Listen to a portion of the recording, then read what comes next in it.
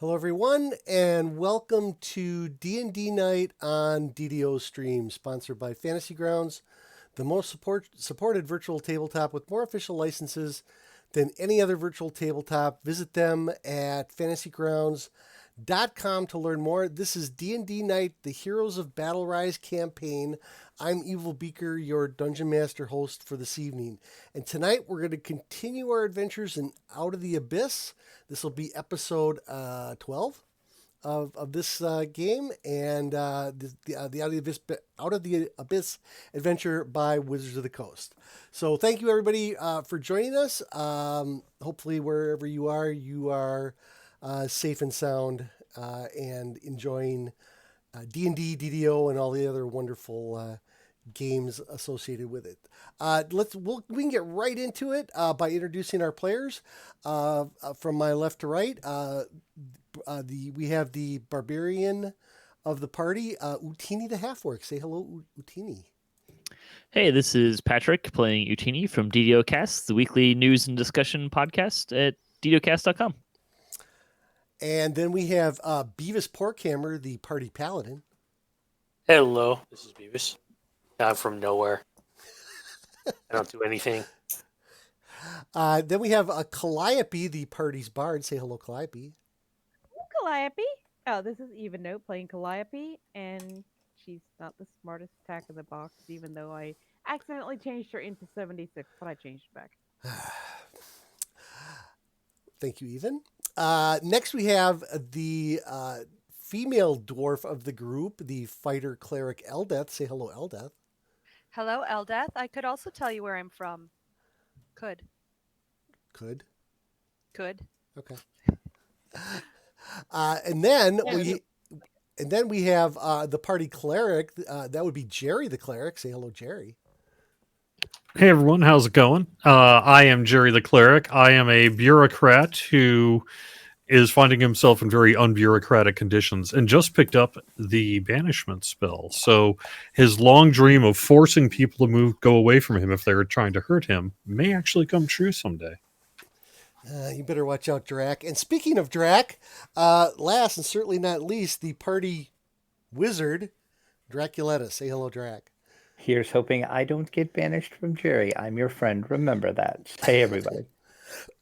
Excuse me.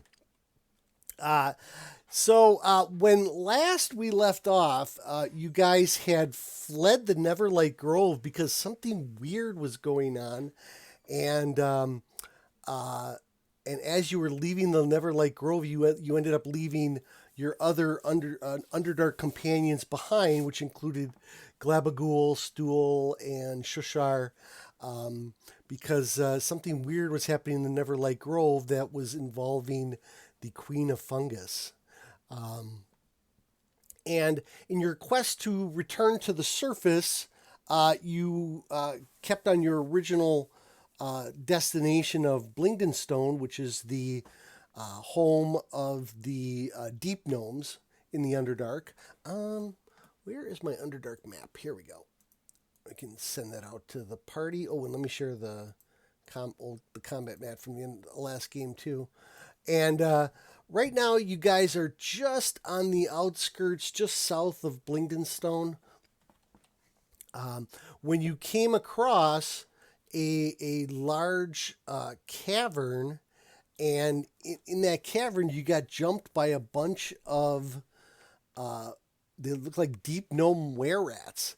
And after killing more than half of them, there was only a couple left when it looks like they're another deep gnome that they attacked. He was in the center of the cage. He reaches, he raises his hand and says, "Don't kill them. We need their help against the Pudding King." And that is where we ended last episode. And before we do anything else, I want to go over a couple of things. I hate it when I can't clear the chat. There we go. So, in keeping with all the cool Fantasy Grounds extensions, I did pick up the Roll for Initiative one that Alex is using in his Rime of the Frost mini game. That's pretty cool. And also, too, and even I'm sure Even will love this one. if you click on your dice colors, you can now enter in a custom RGB color for your dice. I don't know if you guys have seen that one or not. Oh, can nobody hear me? I can Yep. hear you Oh, fine. okay. I was holding down the wrong push to talk. I'm sorry, what? Holding down the wrong push to talk. Oh. I thought maybe you were muting yourselves because Jerry's clock was going off again. No comment. Okay. So, if you play Fantasy Grounds, you can find this. It's a 5th edition. Both of them are 5th edition extensions. They're pretty cool. I like them. In fact, I'm going to take the opportunity to randomly change my dice color. There we go. So we're going with that color for tonight, folks. All right. So I would like the 5 of you, because so someone is still suspiciously missing, the 5 of you to make a perception check. And I'm going to send you that request roll button. So please hit that button and make your perception check. All right. So Eldeth, you're standing there and you realize that somebody's behind you. And you thought the were-rats had all run off, and you turn around and it's Draculetta. And Drac, you have no idea how you got here. What a Hi. long, strange trip it's been. No, in fact, the last thing you remember, you were fighting cloakers and shambling mounds in the Neverlight Grove. That's the last thing you remember, and suddenly you appear right behind Eldeth. I feel the hairs on the back of my neck stand up, and I turn around. Drac, where have you been? I don't know. I don't even know where I'm at, so I don't know what's happening right now. Are you okay? I do like a quick once over with my eyes. Like, does he look hurt or Not scratches, bloody? no, not that you can see. Stab him and make sure it's really him. Okay, well, move yourself over there. You poke. You're like, ah, he goes, ow. Yeah, it sounds like a girl. That's probably him. Oh, Wow. You Hellish might- rebuke. Yeah, you poke him and it sets off his hellish rebuke. Yeah. No, and Drac, in fact, in addition to being in a completely different place, you don't. I mean, it took them over 2 weeks to get here. You've lost 2 weeks. Place is weird. I'm Can telling you you. teach me that trick for 2020? Because I'd like to Ah. skip 2 weeks. That sounds great. I think to skip 2 years.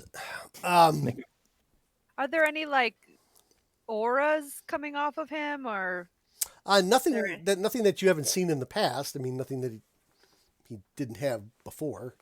Beavis? Is it really him? Like, what's your evil sense? What's your paladin sense? Yep, picking up. Yeah, well, my evil sense is tingling, so yeah, it's probably still him. Okay. But I still don't trust. That's weird. I don't know, man. While they're poking and prodding Drac, Jerry, you see that deep gnome has suffered some pretty grievous injuries. A bunch of stab wounds, and he's All right, I'm going to ask him if he's hurt.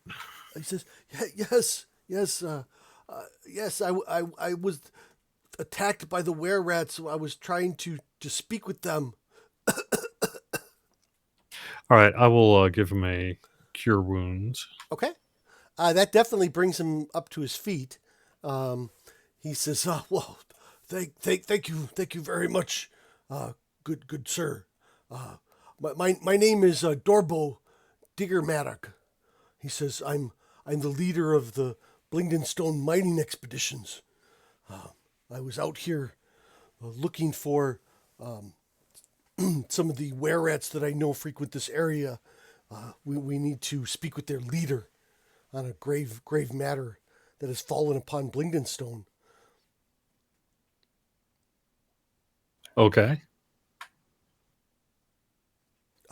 What brings you here? Well, I mean, so there were these mushroom folks, right? And they wanted us to help, but it was clearly not going to happen. And we were going to survive. So we're back here to try to see what we can do, rest up, and then largely go back there and take care of business.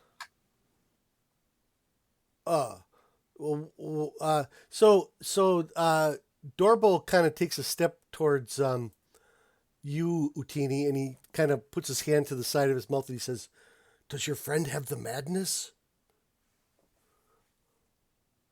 Probably. Everyone here does, besides me. Just to let you know. Sir Dwarf. You are a long way from home. What brings you down to Blingdenstone? And we're just, heading over to that place. Blingdenstone? No, Oh. I can't remember what it's called. Oh, so, well, I sent you. The dwarf kingdom. Dwarf City. Yeah. Yeah. I wish I had. For some reason, they didn't see fit to include the big map. At least I couldn't find it. Yeah, and this map is lacking. And that was actually part of. Here we go. Let me see if I can find it now. No, see, they didn't link it to. What page is it on in the book? That might actually help me. Here we go. Okay, hold on. Oh no, I can't show you that one. It's got all the encounters on it. Oh, I can show you that one. Okay. Are you talking about where I'm from? Yeah, Grim? Gauntlgrim. Yeah, that's it. Yeah, it's just that if you had a map, it would be a lot easier to show. He says, you're from Gauntlgrim. Oh, well, you are definitely a long way from home. Were you looking to take the Blingdenstone roads up towards Towards Gauntlgrim, yeah. Okay. But we're fighting demon lords along the way, so we've kind of been sidetracked. Yes. Well, which brings me to my problem. There's the map I've been searching for. I finally found it. They call it the Sword Coast map, where it's really not. It's the Underdark map of the realms. Wow, that's actually kind of cool. And for the people watching the stream, you can see the little pins on the map are actually the. If I click them, they pop up with whatever information is about that area. So, pretty cool feature. Oh shit, Gauntlgrim is right in the almost. Oh, okay. It's pretty close to Waterdeep and isn't that far. So, he says, "Well, unfortunately, those passages are you will probably not be able to get to them without coming through Blingdenstone first, and our city is under siege by one of our own who's called himself the Pudding King. We believe that he has been enthralled by the demon lord Jubilex. Holy moly! Because he's commanding oozes to overrun our cities, and while we were able to evacuate many of our residents, there's still many trapped within. Well, we could definitely use your help. Is this something that's new that's just happened recently? Well, Jubilex is another demon lord. No. What you're saying that somebody's calling himself Jubilex. Is this new? No, recently? he isn't calling himself Jubilex. He's calling himself the Pudding King. But yeah, this just happened within the last couple of weeks. And has this ooze said his name? He's not an ooze.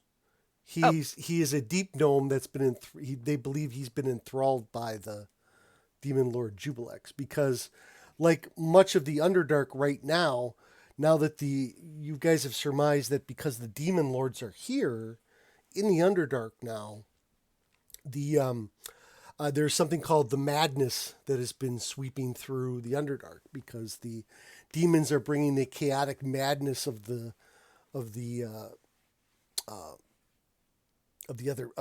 distant planes to the Underdark, and it is starting to affect people. If you remember, a certain white-haired member of the party might still be affected.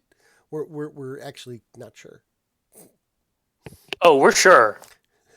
It's more, would you know the difference? That is true. I just assume everyone is infected, besides me. What about your girlfriend? Well, she is madly in love with him, so Yeah, I mean, clearly something is wrong. Oh. I'm choosing to roll my eyes at all of this. Okay. So Dorbo says, well, like as I mentioned, if you would be willing to help us defeat the Pudding King, we would be happy to escort you to the dwarven cities on the west side of the realms, or even directly to the surface from here, if you wish to return somewhere else. He says, from Blingden, Fine. yeah, from Blingdenstone, your choices of passages to the surface are more readily available, because it is a major metropolitan area that has linked up with the surface world. So, Blingdenstone is the opposite direction that we were trying to go. No, not really. I'm Well, confused. again, remember. So confused. Well, hold on. Remember, I said a couple of times now that things in the Underdark aren't a straight line. You might have to travel for 2 days north just to go 1 mile west. It's wherever the caves take you. It's not like you can, walk through stone and, get there in a straight line. Now, if you moved to the surface and then traveled across the realms in a more straight line, yeah, that's a different story. You would probably get there a lot quicker. But when it comes to the Underdark, there is no direct passage from the Neverlight Grove. You have to travel like the northern route of that map over across the ways. You can't just go the other direction. So,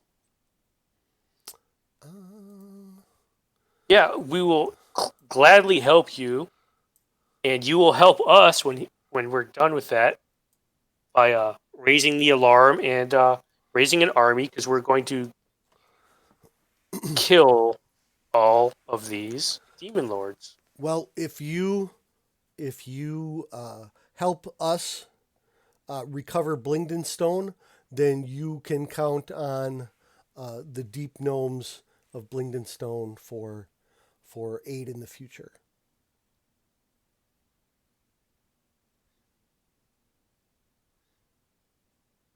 Agreed. Well, that sounds good. So, where do we need to go again? You guys are about probably a day's out of Blingdenstone. He was down here. These caverns are frequented by the were-rats. So he explains that Blingdenstone has many different factions. The two major factions that are still left in Blingdenstone is his clan, the Diggermatic clan. And I will put that in the chat so you can see the spelling on it. Without the... Why did it put that in... Oh, that's weird. I didn't mean to put that in parentheses. Okay. Anyway, he says, then there is a colony of deep gnomes that are also were-rats. And we tolerate them because they are deep gnomes, even though they have been altered by lycanthropy. He says, however, they're some of the best scavengers in the Underdark because their senses are much more enhanced than regular deep gnomes. And he says the number of oozes commanded by the Pudding King number in the hundreds. And without sheer numbers to help combat them, deep gnomes and were-rats, we would have no hope of winning. So we need to rally the were-rats to our side so that we can fight together for the sake of Blingdenstone. All right. So, how are we expected to get the rats to our side after you've been trying to kill them for this long? Oh, again, you misunderstand. I haven't been trying to kill them. They have been trying to. They take the opportunity to kill when they see fit. They are also trying to survive, and most of them are also trapped within the walls or the caverns of Blingdenstone. So we've already sent several groups into the city proper, trying to reach the were-rats, but we have been unsuccessful. They've never returned.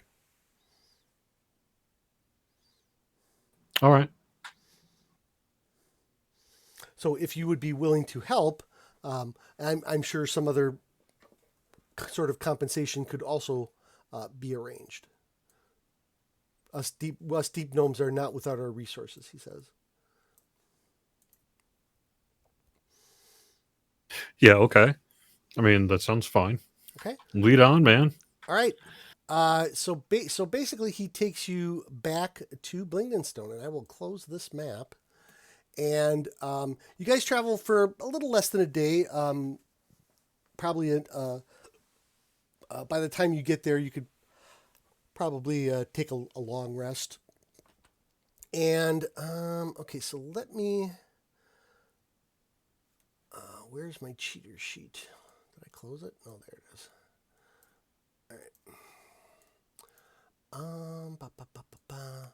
So after several hours of journey, you start to notice that the caverns look more carved, excavated, as you will, and their design looks to actually support the stone structures here to make it more of a livable area.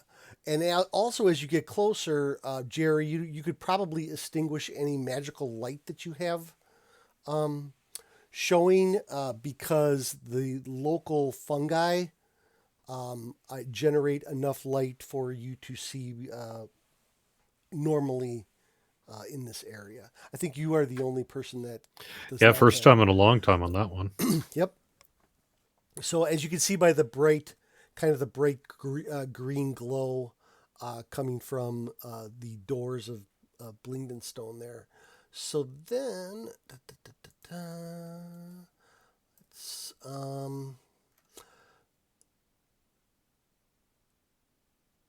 so Eldeth, while you guys are traveling, between you and Dorbo, you know, because Jerry and Calliope especially, maybe Drac, maybe has never heard of Blingdenstone or know a little bit about the history.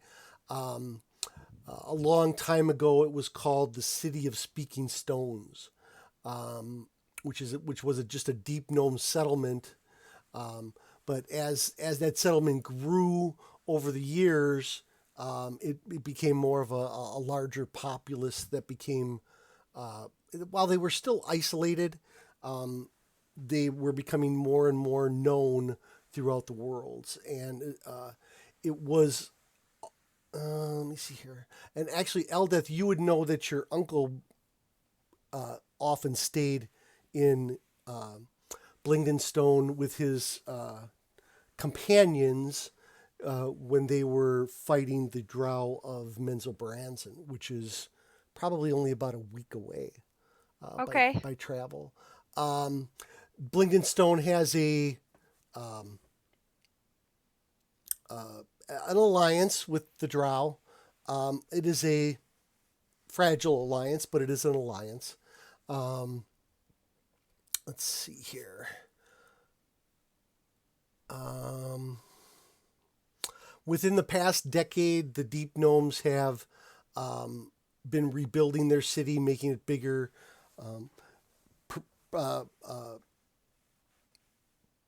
becoming more prosperous through commerce, trading, whatnot. They are content to live with the were-rat squatters, as they call them. But this issue with the Pudding King, where the actual king of Blingdenstone has been taken over, possessed, whatever you want to call it. This is Dorabo talking. By some madness that is obviously Jubilex, because it very heavily involves oozes. Let's just see here. Calliope, you happen to mention Glabagool, and he says, well, if you were traveling with an intelligent ooze, it's probably a good thing he is not here. He would probably instantly fall under the control of the Pudding King. Why? Because he seems to be able to control oozes.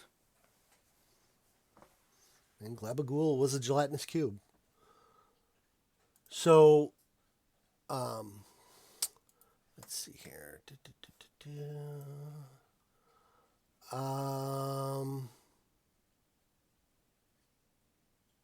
And during the couple of hours that you guys are traveling, you also mentioned Jimjar, and actually Dorbo knows Jimjar. He was he was an acquaintance of Dorbo's years ago. He always wondered what happened to him. So he seems to be a very, he definitely needs your help. You can tell that he's desperate. He's very worried that his city is going to be taken over by oozes. So, do you have any questions for him?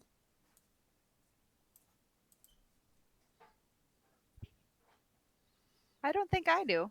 No, just point us the right way. What do you suggest if we do come across the news in terms of trying to survive it? Kill it. He says they are susceptible. They are not gaining any special immunities, or it doesn't seem that they're gaining any kind of extra power from the Pudding King. It's just that they are being controlled. Blingdenstone is he kind of gives you an idea of how it's laid out. It's probably egg-shaped, which with the area that you're coming in is one end of the egg, and the part with the throne room and what would be the west eastern end of Blingdenstone is pretty much consumed by these hundreds of oozes that are just running through the streets everywhere. Whatever populace hasn't fled the city altogether, they're hoveled up in their homes, probably in the south and west portions of the city, whereas the were-rats kind of control the northern end of the city. So That sounds awful, and I have to sleep near Utini every night. she beat you to the punch. I smell like fresh spring daisies. Daisies don't smell that good. Wow. They tend to I smell wonder like if I stinky feet. Not kidding. All right. You smelled Utini? What's that? I asked her if she had smelled Utini. I try not to. Well, he does take his boots off before he goes to bed every night. Do I? We all know the minute he does, too. All right. Anyway, so like I said, after several hours of travel, you guys get to the outskirts of the city, and this is another one of those weird maps from this adventure. I've kind of changed it up a little bit. Hopefully it won't be too difficult to use. Where did that go? There we go. Okay. So I am going to place you guys on the map. And at the moment, I don't have a token for Doorbell. So you guys end up coming. I'll share this out since it might take a minute to get to you. Oh, and then I just locked up my computer. There we go. Oop. Oh, nope, still not working.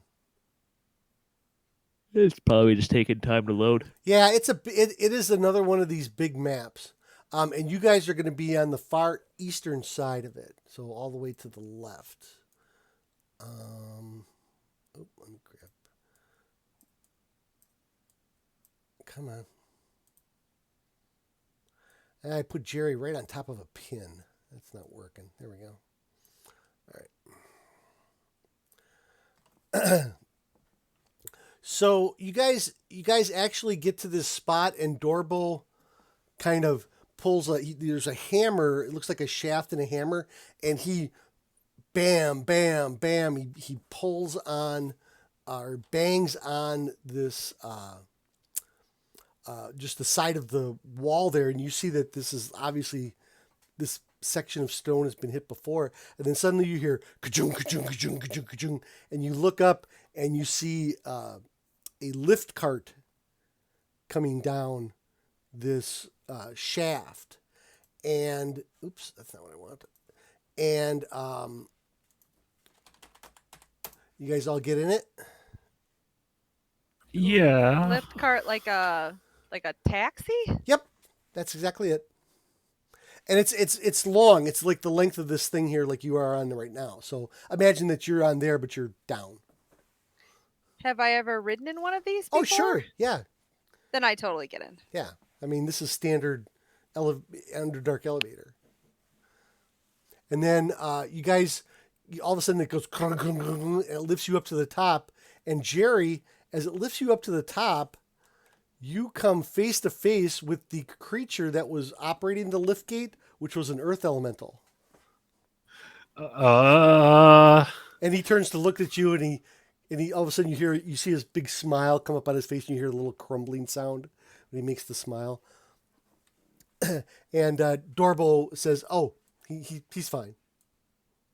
He has not yet been possessed by any madness. We have several earth elemental allies throughout the city.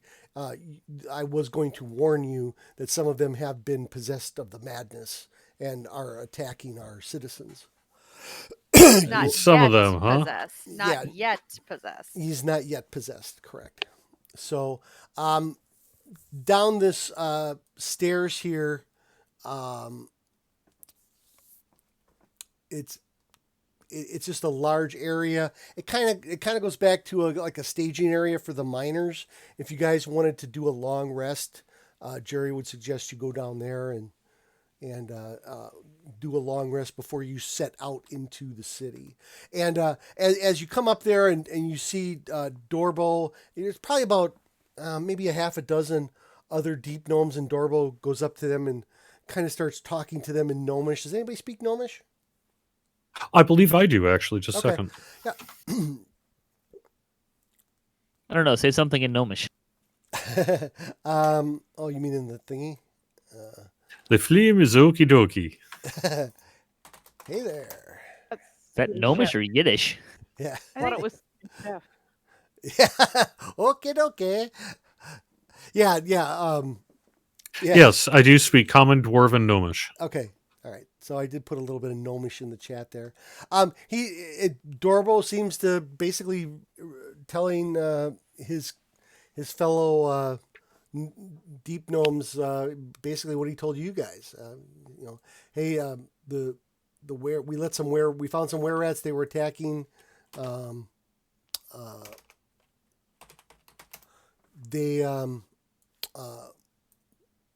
So there's, unfortunately, I don't have all the deep gnome icons are the same. So all these deep gnomes look alike. They're all dressed in miner's gear, and you hear them over talking, Jerry, and they're like, oh yeah, we just sent in another 12 men, and they haven't reported back yet. They could be in the inner gate. And we think this was all oozes causing this? Oh yeah. He says that there hasn't been an attack against the inner gate in quite some time because they learned that they probably can't breach it. It is an adamantine door. We have several. In fact, the one that there's, if you guys can step out from, you have to walk past Ernie the Elemental there. If you come around, you can see that this red door here is actually an adamantine door. Go into mass mode there. I'll high five the elemental as I walk by. Okay. He's not quite sure what you're doing. You hold up your hand. He holds up his hand. Good enough. Okay. He says the oozes haven't been able to get through the adamantine doors, and he says we have several adamantine doors throughout the settlement. One protects the were-rats, and one is also covers the area that where my clan lives. What is the map? What do they call them again? Of course, it's not on this map. Call it. I can't tell. It's all. So the map mask is the same color as the text on the player map. I can't read it. That's funny. All right. It's like personal living areas. So for basically the different clans. All right. Okay.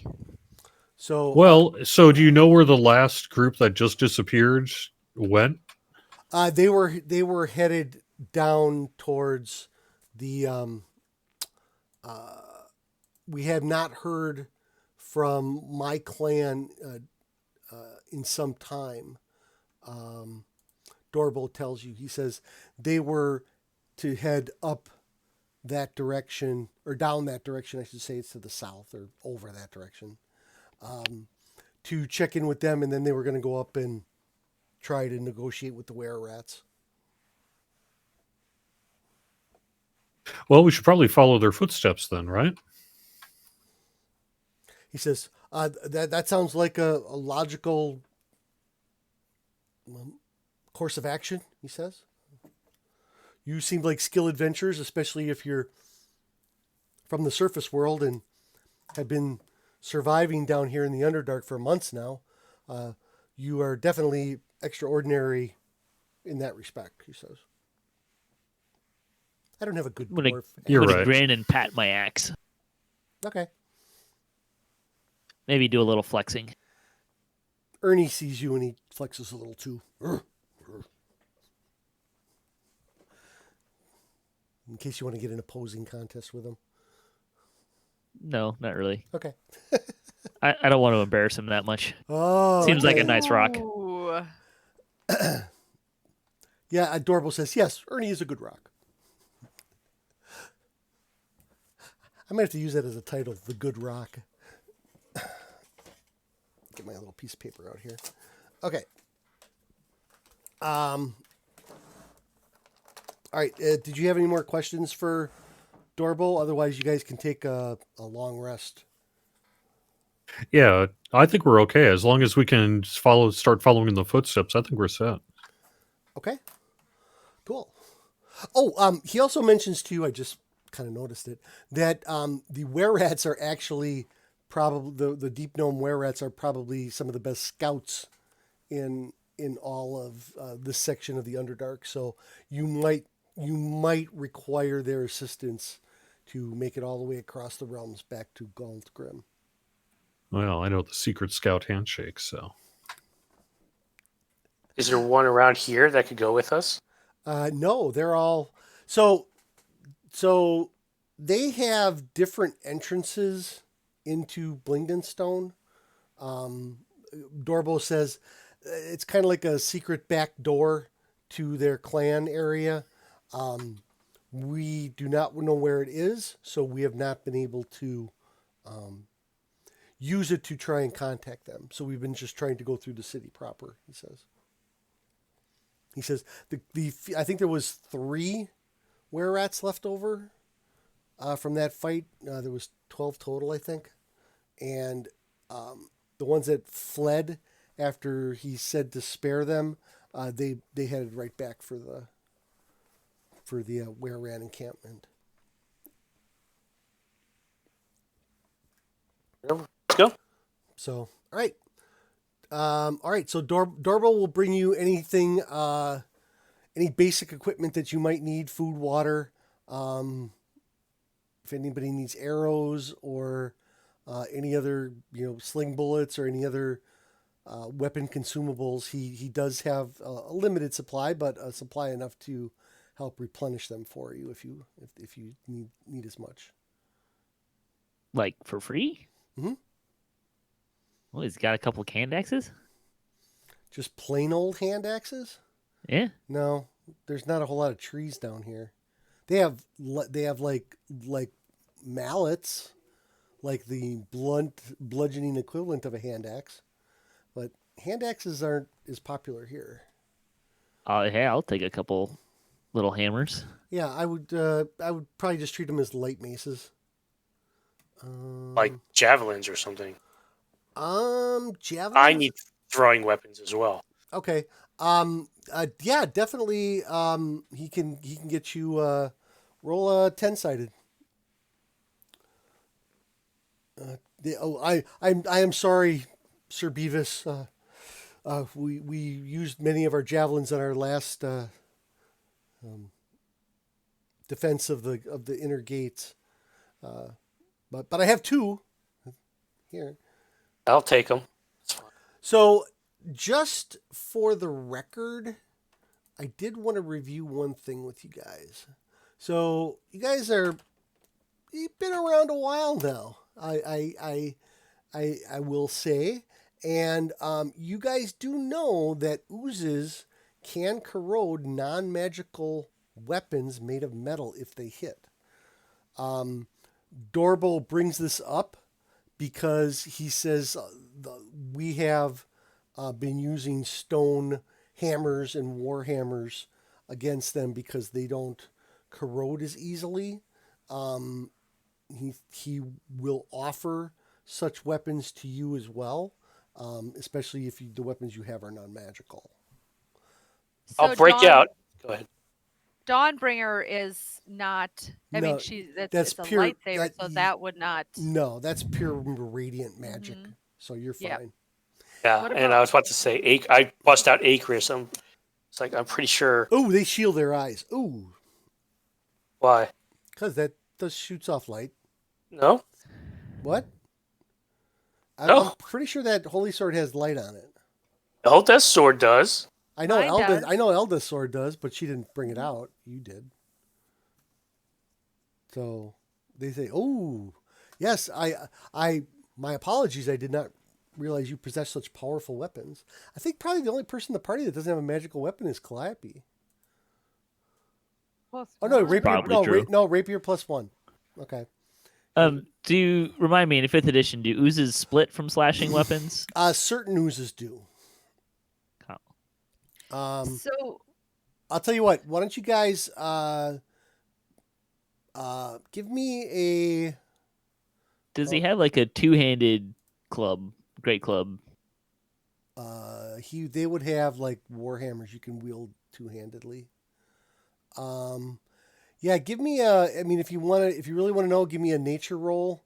I'll even let you guys roll with advantage because you fought oozes before.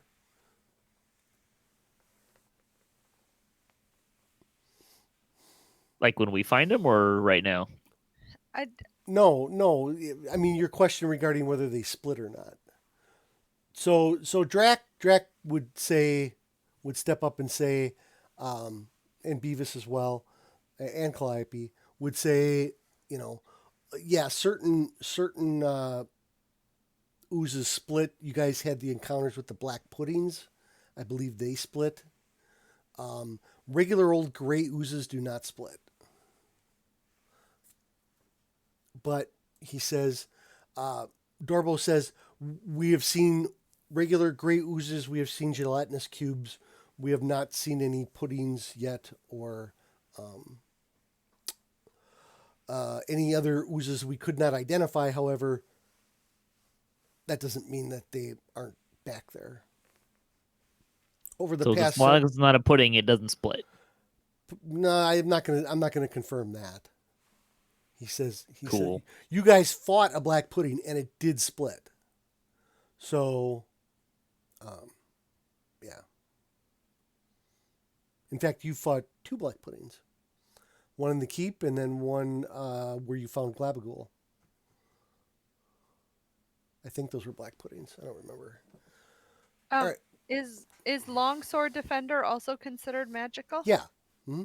Yeah, So if it's either of those. Yeah, if it only applies to non-magical metal weapons. So it isn't like DDO where every time you hit it, was 3rd edition like that? I think it might have been, where if you swung and hit an ooze, it damaged your weapon or something along those lines. But there's no specific thing here that says, you have to use wooden weapons or Okay. or you can't use edged weapons or piercing or whatever. So at least not for the gray oozes, which seems to be the majority of the oozes that are there.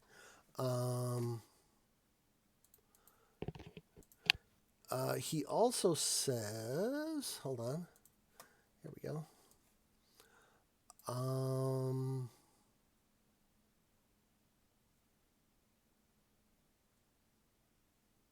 Yeah, he says the only other creatures that we've encountered out that have infiltrated the city have been the elementals that have for some reason been turned against us.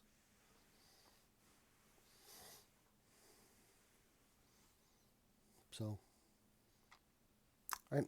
Does anybody have any further questions? Otherwise, Dorbo says he's going to have the rest of his wounds attended and check on the rest of his men.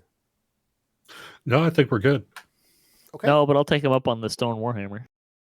Okay, you can add a regular warhammer to your sheet, which can be wielded with 2 hands to do more damage. Does he have access to like healer's kits or potions of healing? Potions of healing, no. But like a healer's kit, sure. Okay. He could have one of those. Okay, sure. So, I'll so ask if you for want healer's to replenish your supply, Yeah, I have one. I'd like a second one just in case. Yeah. Well, I would almost say that after being down here for a month, that your probably supplies in the first one are probably running pretty low. Mm-hmm. So, okay. Any other questions or anything for Dorbo? All right. He points to one of the deep gnomes to the side there, and he says, "This is Gurntik." I'll spin him here. This is Gurntik. He will help you get into the city and tend to any other needs that you have. Oh, by the way, part of the reason why Dorbo is kind of in charge is because all of his men and troops and everything, all the miners, were not in the city when it was basically overrun. They were outside the city and then they came back and now they're trying to get into the city and help defend it. Being miners, they weren't in the city proper when it was overrun. So, if that makes any sense. Okay. Alrighty. All right. So after a long rest, though, we basically want him to lead us to the entrance of wherever the group went, and then at that point, we'll, just sort of adventure on. Yep. And that's what we'll do. And I can apply a group rest for everybody because you can do that in Fantasy Grounds. Long rest. Boom. Done. And that should refresh your spell list, hit points, all that good stuff. Most excellent. Okay. So after about 8 hours, to be honest, not a single one of you knows when the sun rises anymore. I'd say I would. no. I'm from here. Yeah, but you still it's a time thing. Even when you live underground and you live under the Underdark, you don't know what the sunrise and sunset time scale But I would know what time of day it is, though. There is no day. But right, but I would know when most people sleep and when most people are awake. Sure, I mean most cities or groups or whatever, they come up with something that resembles night and day, but it's kind of handled differently. It's more like shifts than rotations of the sun. Is it like the Star Trek standard time or whatever? That's like 30 hours or whatever. Yeah, something like that. Kind of like think of you're on a spaceship out in the middle of space on some sort of Star Trek. And it's just the community rulers, whatever, just kind of decide that, hey, because there's different ways to measure the passage of time. Whereas some communities or races or groups, they just sleep when you're tired or whatever. So, yeah. So I mean, I know what time of quote unquote time of day it is down here. Well, for you maybe, but it might not be what they consider it as time of day. Do you see what I mean? Mm-hmm. So, all right. So you guys get a long rest in you, and I'm gonna move the map over a little bit for our viewing audience. Let me take a quick look at the stream here. I think I can move my tracker over just a little bit more. And then I can move this map over just a little more there. There we go. I think that might be better. Okay. The power of dual monitors. Blah. All right. So once you guys get up, Gurnik, he brings you guys a couple of bowls of edible fungus and mushrooms to eat. Eldeth, ooh, some of your favorite are in there. Yeah. And definitely nothing hallucinogenic, obviously, but and then they do have some boiled water for you. Unfortunately, their main source of water is within the city, so they've been having to travel for alternative sources of water. They bring it back, they boil it just to make sure.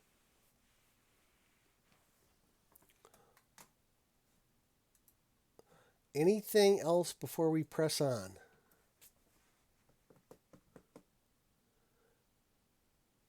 No, I think we're good. Okay. All right. I'm going to zoom out actually just a little bit here. All right. So Gurnik goes up to this door here and he pulls out this gigantic key. And it has several different intricate locks on it, and the key seems to fit in all of them. Then there's levers and knobs to twist and turn. It's basically a combination of a lever lifting, turning, dial turning, and then key turning system to open the door. So really, unless you're not getting through this door unless you're banging on the other side with the secret handshake. So he opens that door, and actually, I'm going to still have to go out even further, aren't I? Yep. Okay. So I'm just going to uncover the entire inner courtyard area. I'll fix that in a minute. So, Gurnik explains that this area was kind of a staging area.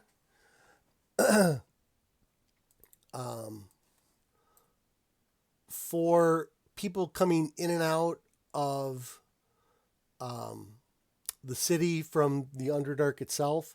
It also functions as kind of a hold point so that people can be examined, or creatures, like if something wanders up from the Underdark, they don't want it to necessarily get into the city proper. So this maze-like area actually works to help contain them. It's also patrolled by soldiers and whatnot. The door that Gurnik is currently standing in front of is usually either unlocked or left open.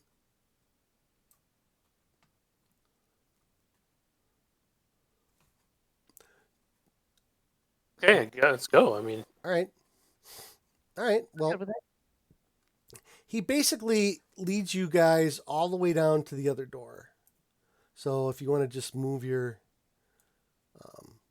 token down to that other door. And as you're walking through, you see a lot of these other red doors, at least in this area. Some of them are a combination of adamantine and iron and looks like some kind of hardened wood as well. The little squares that seem to be cordoned off, those were probably guard areas that are a little bit elevated, so that they can kind of see things that are kind of walking in, maybe uninvited and such. Eldeth, you gonna move? Yep. Okay. Utini?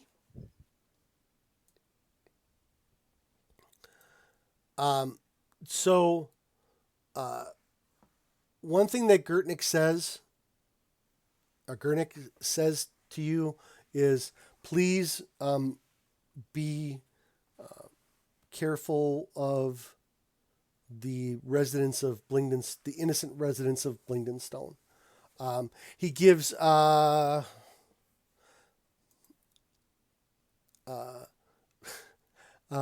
Eldeth, he hands you a writ from Dorbo as the leader of his clan that says what your business in Blingdenstone is. Apparently, he drew this up while you guys were sleeping. Ah, very nice. That way, if anybody questions who you are and what you're doing here, you can present them with this writ. And, what language is it in? It's in Gnome, and it is actually on a piece of stone. Oh, so I wait- can't Don't drop read it. Yeah, don't drop it. Well, it depends on what kind of stone it is, which I would know. It this is brittle stone, or no, is no. It's hardened. It's a hardened stone. It is breakable if you dropped it. That's like the Mel Brooks movie. I bring to you these 10 commandments. Anyway, Jerry, do you know? Can you read this? Does it look? Probably, unless it's some archaic gnomish language, I should be able to read it. it is not. It is in Deep Gnomish. Well, so Gnomish and Deep Gnomish are, I don't want to say they're identical. I think somebody is on top of somebody. Oh, there's Jerry. Okay. Jerry's hiding under Calliope's skirt again. Whoa, now. Not going there. Not on the stream. Parental guidance suggested.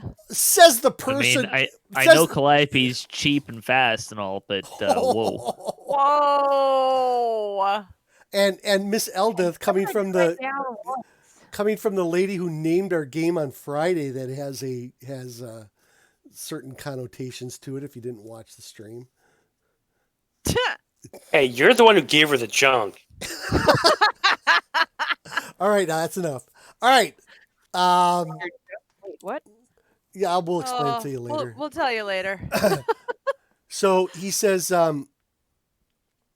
this inner passage here, there will be a passage that is 5, 10, 15, 20, 30, probably about 60 feet long, and it will come to another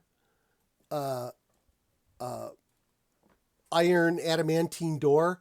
However, this one you should be able to unlock from both sides, and he tells you the sequence of levers and dials to unlock it. Is that sequence up, up, down, down, left, right? Yeah, BH, something. Yeah, exactly. Whatever the sequence is to finish the Prison of the Plains. Anyway, so up, down, up, up, down. There's only 4. I'm sure Jerry has it memorized. It Random. changes.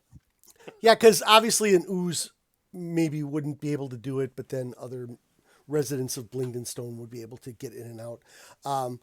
This door up here, however,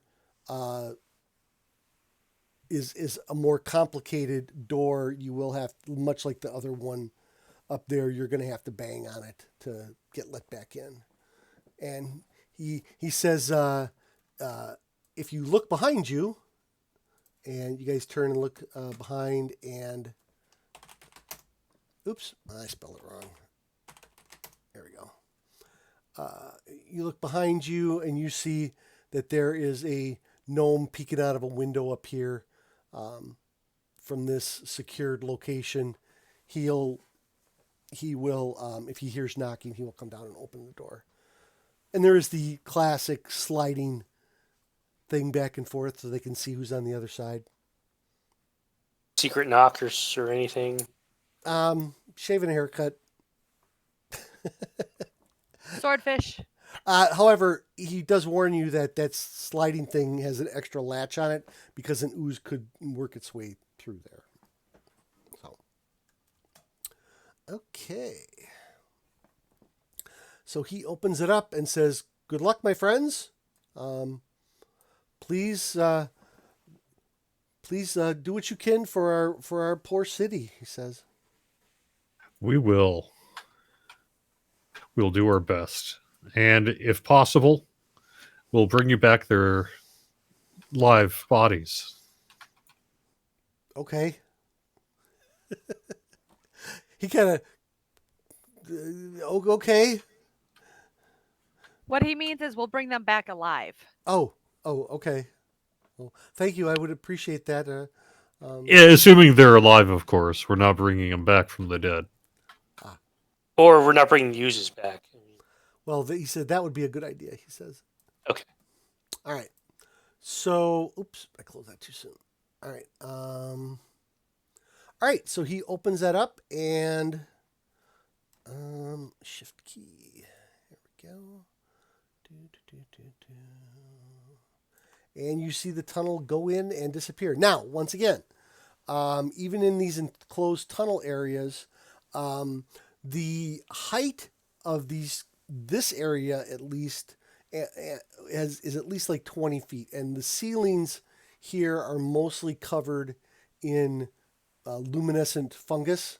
The maze behind you has an even higher ceiling with even more fungus. So this area, everything has a little bit of a green tinge to it, but it is very well lit. Oh, luminescent fungus. It's just so... Oh, just every girl looks better in luminescence. You miss the pink fungus from home.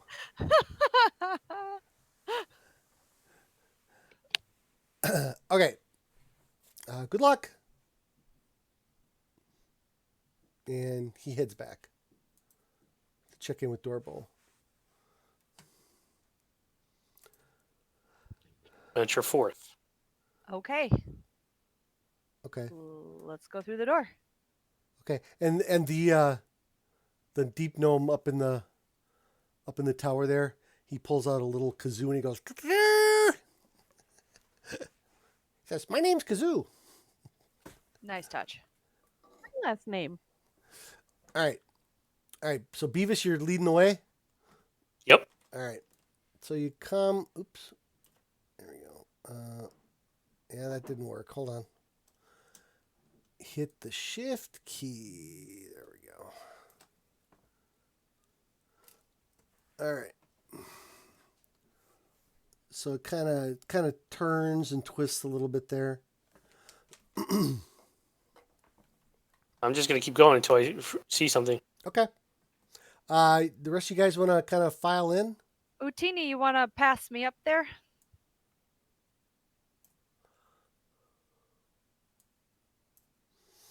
Oops, sorry, Jerry.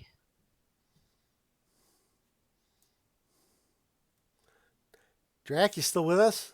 I know you're not feeling well. Yep, I'm here. All right. Okay. All right, you're to that door, Beavis.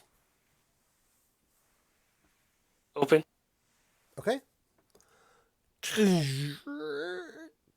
Opening door sound. I gotta get my soundboard up and running again. I turned it off after that one episode. Let's see. So you can see straight ahead. It looks like you're kind of heading into the city proper. The ceiling here is probably about 50 or more feet. It's very much a large domed enclosure / city. There are spots where it is lower and spots where it is higher. But it's definitely, even though it has a rough design to it, it's definitely carved out of the stone. Obviously it doesn't have the dwarven elegance of stone carving. The gnomes aren't that practical. So I would Just- call it artistic, but just I saying. was going to use a different word and decided not to. Yeah, gnome architecture. Okay. What's everybody else doing? I'm moving forward after Utini. I'm just gonna stay Yeah, like just 10 following feet the back group. from Beavis. Okay. Yeah, you can be right up with me if you want. I mean, I don't care. I'm not stealthing it or nothing. Although I could. I'm just leaving a little bit of space. So Beavis, the enclosure in front of you, so it looks like the buildings here are literally just giant hollowed out rocks, and you see the entrance to one there. There are some words on top of the entrance, but you cannot read them. They are in Gnomish. Okay. Yeah, I just move. Keep on moving. Well, Beavis, let's wait for Jerry. Maybe he can read what it says. Yeah, okay. I mean, can I read what it says? If you guys want to move in past that door, who and the last one out probably should lock it.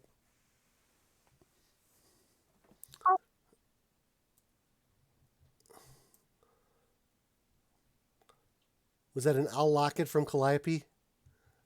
I will lock it. Yes. Okay. All right. So Drac, Jerry, from right there, you can see that it says barracks above the top there. All right, this looks like to be barracks. Seems to be, barracks. Okay, thank you. All right. So Beavis, you see a very, very large set of metal doors, and it does appear to be laced with adamantine. And then you do see a little bit up this way and that way. And then Drac, you look down this way and you can see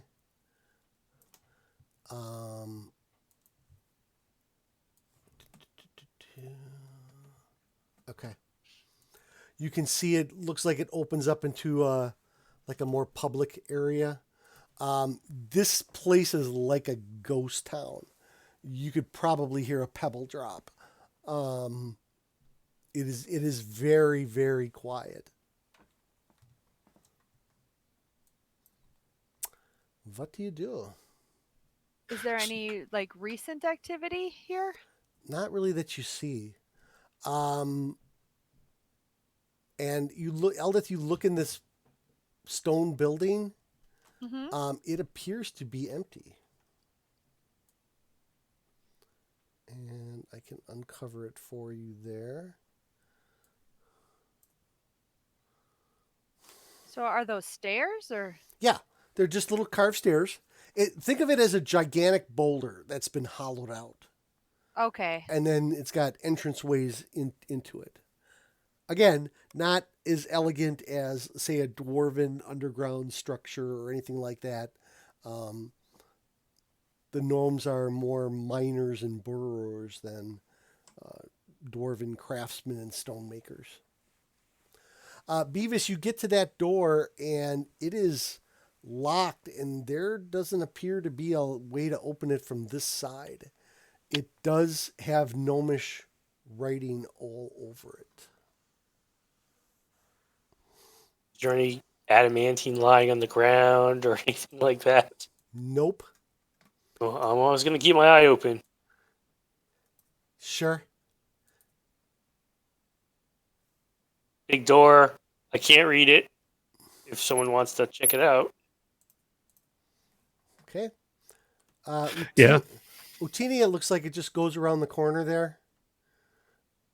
I'll check to make sure. Okay. Yep. Kind of, that is not a door, for your information. That is just some rocks. It isn't Like a cave in? No, it's like a ramp ish.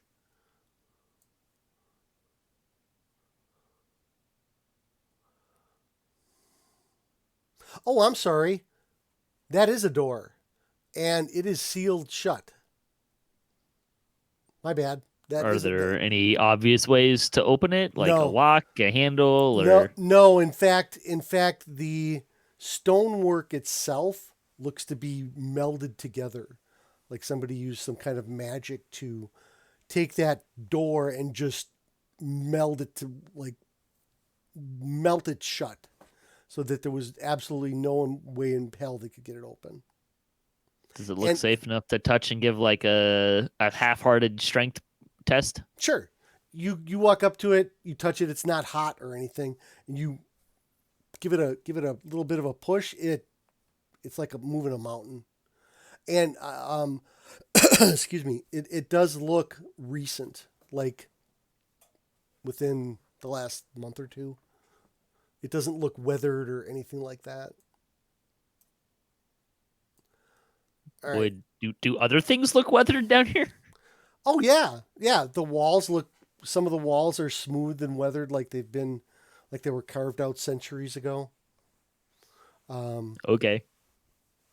All right, Jerry, Calliope, you guys are kind of hanging back there. What are you guys going to do? I'm following the group up here. Yeah, I'm just following the group. Okay. Searching out the place, trying to sense for any sign of where the dwarves may have gone. Not like I'm a tracker or anything, but Okay. All right. Nope, that's not bad. So you get over here, Jerry, and you see that the door there does have some writing on it. It says Gold Whisker Clan. And you guys know that is the Were-Rat clan. this is a sign of where the were-rats might be. Cool. Drac, you kind of went off by yourself there a little bit. Yeah, I wanted to look down this way and see if there was okay. any obvious signs of, Sure, like footprints or anything. Sure. Okay. I'm not going too far, just enough to, kind of get a Yep. glance down this I way. understand. All right. So 5, 10, 15. So with your vision, you are able to see pretty far into there. And as you kind of come up and start looking in here, you have to blink your eyes a little. Because it's kind of, for a moment, it almost looks like you're looking through the bottom of a Coke bottle. And then suddenly there is a scream, and you hear, "Don't hurt me! Please don't hurt me!" Everybody roll for initiative. Are you gonna do the roll for initiative thing? Or Oh, sure, I can. Absolutely. Hold on. I gotta make sure I select Drac this time. Where is okay? So initiative. There we go. There we go. Woohoo!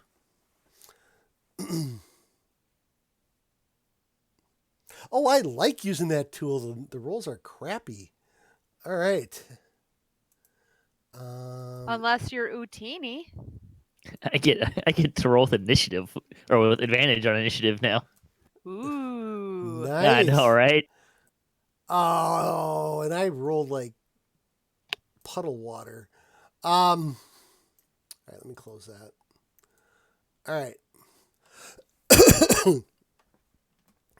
So Utini, you're pretty far away. Give me a perception check to see if you even hear the pleas of the unknown person or. Okay, that's a good roll. Yeah, you definitely hear some kind of screaming as such coming from somewhere to the east. Clarifying question. Does it sound like Calliope screaming? No. Okay, I'm interested. Okay. Oh, Oh, man. You wouldn't be interested if she was screaming? I mean, I probably would be, but it'd be more like a grab the popcorn, let's go Okay. watch kind of the thing. Remember when I healed him last time? I'm not going to do that anymore. You keep saying that. And then he gets mad when you accidentally cast Cloud of Daggers on him, right? Well, I was actually Whoa, casting it wasn't accidental. That was why I got mad. actually cast it at the bad guys. It's not my fault you were stupid enough to be standing Oh there. boy, here we It go. was very deliberate. Okay. Don't make me pull out the cartoon, guys. All right. All right, so top of the order, Utini. What are you going to do?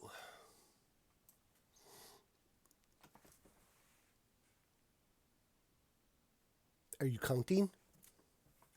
Yes. Okay.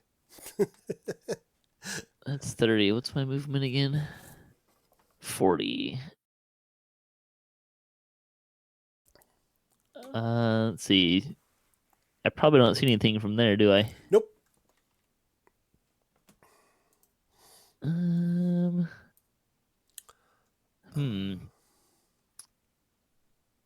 gonna pull out one of these fancy new light hammers and ready in action to chuck it at something ooze like. Okay. Alrighty.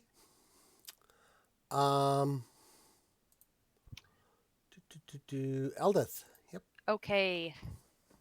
I am going to bring out my longsword defender. And Sorry, I just failed to roll for initiative on that screen. You're not Oh. going to use Using the roll thingy. You're not going Oh, to use Dawnbringer? well, well, they're both supposed to work against oozes, right? Sure. Now, when you pull that sword, you have to decide where the plus goes. So, the longsword defender, if you open it up, you gain +3 bonus to attack and damage on rolls made with this magic weapon. The first time you attack with the sword, on each of your turns, you can transform, or you can transfer some or all the bonuses to your but armor that's when class. I attack, so I don't have Okay. to declare anything right now. Not right now. No, I'm sorry, that was my mistake. But you will eventually. Yep. Question for future reference: as a house rule, would you let her, without attacking, just make that determination? If she wasn't going to attack that no, round? because the weapon says specifically after an attack. Sure. So, yeah, it's a little different. It's not like and that's how I was treating it, like the classic version. But it looks like they changed it a little bit, so we're going with that. All right. So anyway, now is the door in front of Beavis open? Or No, that thing Okay. is shut. Okay, so I'm going to ready my longsword defender, Okay. and as I recall, Dawnbringer is okay as long as she's by my side. So she is currently sheathed, and I'm going to move up here behind Draculetta, but still leaving room for anybody else who needs to come up here too. Okay. And as you move up by Draculetta, what exactly are you doing? Well, isn't this? I get. I don't. I. What do you mean?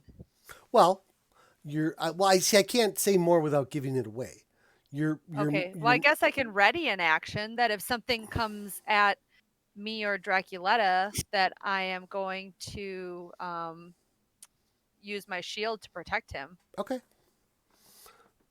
Don't you have to be? You can be behind somebody and use that ability. Let me look. Yeah. All right. Well, I think they just have to be next to me. Okay. All right. Moving on. Drac. Yes. Make a wisdom perception check, please. Wisdom, you say? Yeah, I just You have to wanna- be able to see the creature, and the person has to be within 5 feet of me. Okay. You want it in the tower? Hang on a second here. I want to try and. Yeah. Toss it in the tower. And it's an ability check, not a save, correct? It is a perception check. So remember, you can Oh, do a perception, you said. remember, you can do perception checks, but then use a different ability to get the Right. plus with it. This will be a wisdom perception check that is Okay. that is specific to the encounter itself. Okay, so you want me to roll wisdom then? Correct. Correct. Okay. There you go. Okay. Ooh. All right. Do it again.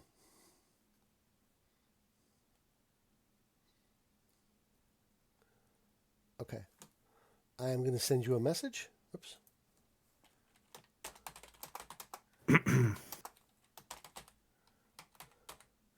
Oh boy, I'm going to spell this wrong, aren't I?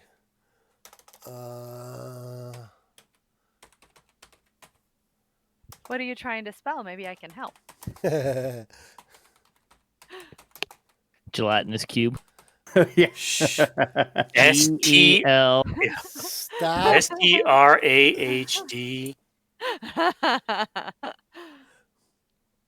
All right. He's already has his turn.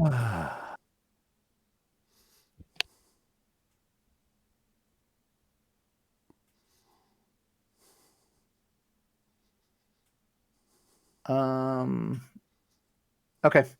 I am. So that was at the beginning of your turn. I'm giving you that as a free action. Right. I'm going to shoot an Eldritch Blast straight down ahead of me. Okay. Just do it in the chat, and I'll. Okay. Hang on. For some reason, it's not letting me click my spells. What's going on? There it goes. That's a hit.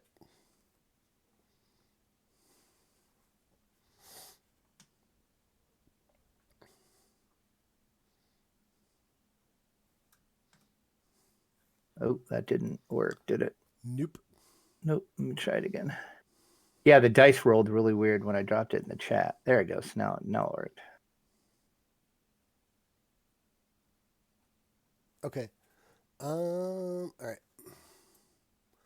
All right. I took it. Okay. I'm going to. So that was your Tell- action. Action. You haven't moved, and you haven't bonus actioned yet. I'm going to move back behind Calliope, or Eldeth, I mean. And actually, I'm going to move one more to let somebody else through. And as I'm passing by her, I'm going to say, Gelatinous Cube. Ah! And That's I'm all I have done. time to get out. All right. Beavis. I'm just gonna run Okay. down to here, and if I see anything, Make a wisdom perception roll, please. Actually, I did put a little hurt in it. Okay. True, I might be able to see like scars on it or Yep. something. Yeah, you see it. You see it straight. Frames. No, you see it straight ahead. Okay. Well, I It's- still have more movement, so I don't know how far I can move before I get to it. That is right up to it. Okay. So then I'm just holding my shield and defending myself. Oh, okay. Nothing else I can do. That was a run. I understand. Make me another wisdom perception roll, please. Okay. All right. Actually, I mean, it's not on the map, so I understand that because certain people haven't seen it yet. All right, Calliope. I'm one of the ones that hasn't seen it yet, and I can't really do anything. So if I move to here, can I see it? If you move to there, you get to make a wisdom perception roll to see if you see it. And actually, I'll put you in the square up there. There, put you in the full square. Thank you. In the tower or out? No, be out since we know what we're rolling for now.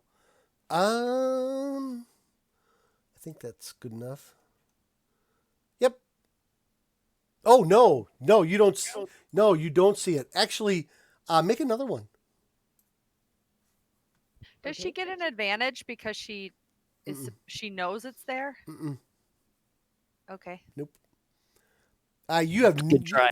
You see no. You don't see anything. It looks fine, guys. I'm just gonna hang out here for a while. All right. Suddenly you hear, "Hey, is there somebody there? Help me! This thing's about to eat me! Help! Help!" And he is gonna. Ooh, that's a hit. All right. Yep. Let me just double check what he gets.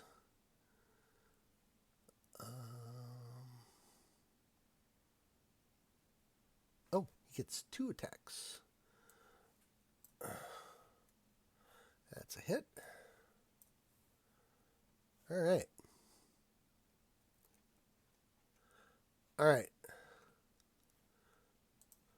So you guys hear that from Beavis from where you are. It's somewhere around the corner. You just haven't come up into that corner enough yet. Okay? Yep. And then I can close that. All right. So come here, little QB. All right. Who's a good QB? Who's a good QB? Who's a good QB? This little pseudopod goes up and down. All right. Now I can.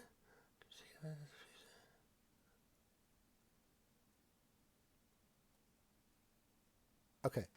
So Beavis, this cube, which as soon as it moves, you see it. Okay?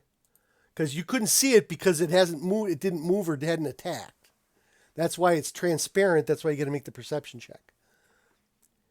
It morphs around you. 10, 15.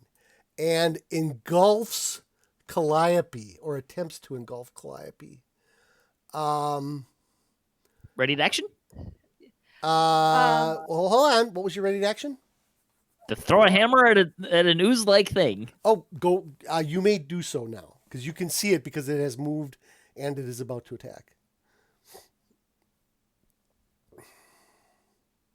I just got to find where the hammer is. If you roll a 1, you hit Calliope in the back of the head. Acceptable losses. Oh, yay! it's a crit though. You crit Calliope to the back of the head. No, I'm kidding. Even better. Go ahead and do damage. All right. Nice. All right, so it's something. It was a good throw. You see the hammer go into the cube. It looks like it hurt it, but then it's sitting there floating in the cube. Meanwhile, I'm gonna use my reaction to impose disadvantage on the cube's attack roll on Calliope. It's not an attack roll. It's a special ability. It's not. This would not apply. Because she does not get any kind of roll to have it move into her space. Calliope, you need to make a dexterity saving throw, please.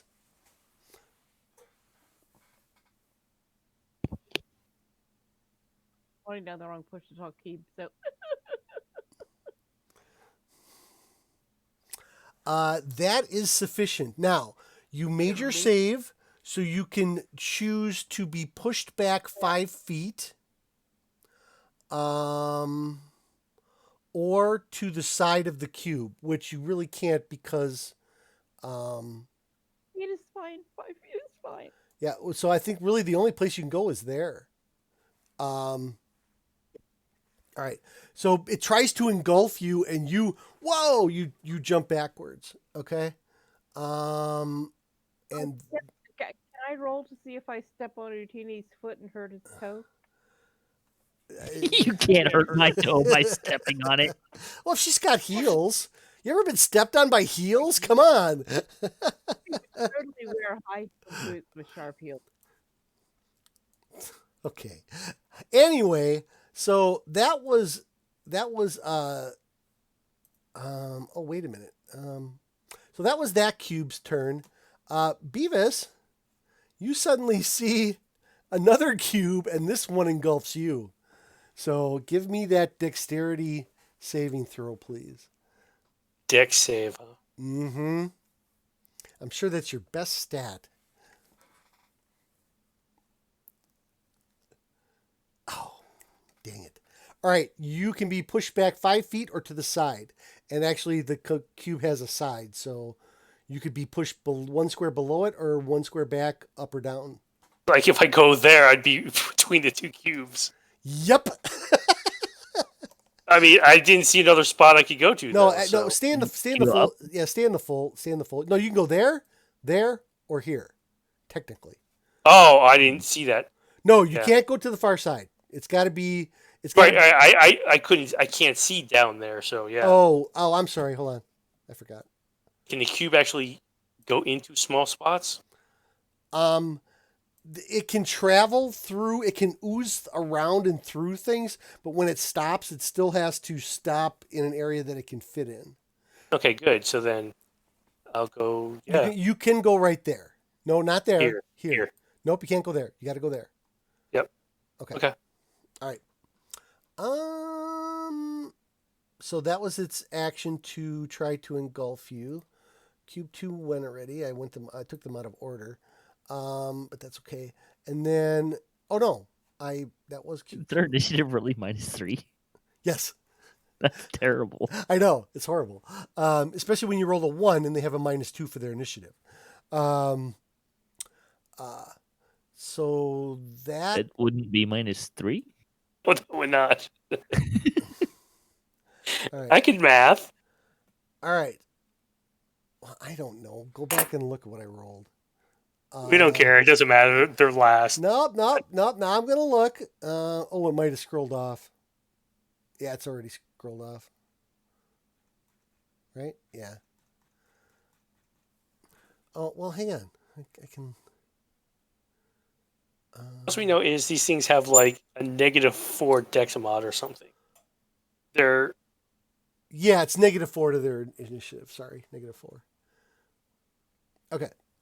So then from around the corner, you hear, help, it's engulfing me.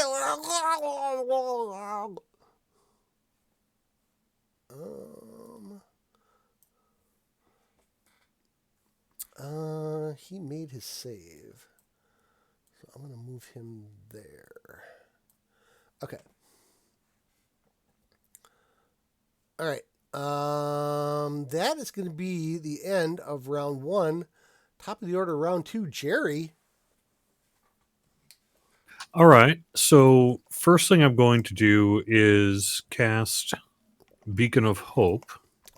Okay. Bacon. Any number of creatures within range. So any number of creatures within 30 feet. I guess I would say everybody except the enemies is going to... Hold on a second there. 5, 10, 15, 20. We're 25 feet apart. Okay, that just barely. Okay, gotcha. Go on, Jerry. Thank you. So, for the duration, each target has advantage on wisdom saving throws and death saving throws and regains the max hit points when healing. So that is my main action. And then for a bonus action, I'm going to chuck a Sacred Flame at the gelatinous cube. Very good. It is not immune to anything related to that. So go. Is Sacred Flame a bonus action? You know what? We've had this conversation before. I don't think it is. It's a regular action. It's a regular action, Jerry. You can't. Spiritual weapon's a bonus action. Spiritual weapon is a shoot. bonus You're action. right. You're right. Sorry. Yep. Yeah. So spiritual weapon then. Oh, okay. If I had a hammer. Yep. We'll get it. There we go. And it's going to smash into the cube there. So. Yep. I'll just put it right here and. All right, go ahead and you may attack the cube with your spiritual hammer. Ooh, that's a good hit. Nice hit. Yeah, these things are pretty easy to hit. All right. Okay. In other words, I'm staying back, so I'm not moving. All right, Utini. People are in my way. Mm-hmm. You can blame Drac. He went off by himself. I played Drac. Calliope's in front of me. Why not blame her? This always seems to happen every time I go off by myself. Yeah, it's either that or you get killed by ghouls or Yeah, something like that. Yeah. something like that. Yeah. Check out our other podcast, other show, to see how much Drac dies. All right. I'm gonna pull out my longbow, I guess, and shoot at it Okay. times. You have no reason to believe that won't work. Especially if I'm rolling like this all night. Ooh. Yeah. Maximum damage. And 23 to hit. Man, 18, 19, and 20 for my 3 attack rolls so far. You are rolling really good, sir. Yeah, take it. All right. And then, since I'm using a bow and there's a bunch of people in my way, I'm just going to step back to here for the moment. Okay. That is fair. Eldeth. Okay, I am going to swing at the gelatinous cube. Okay. Swing away. And I'm just going to leave the full 3 bonus on there, Okay. which I think is already calculated on there. Yep. That's a hit.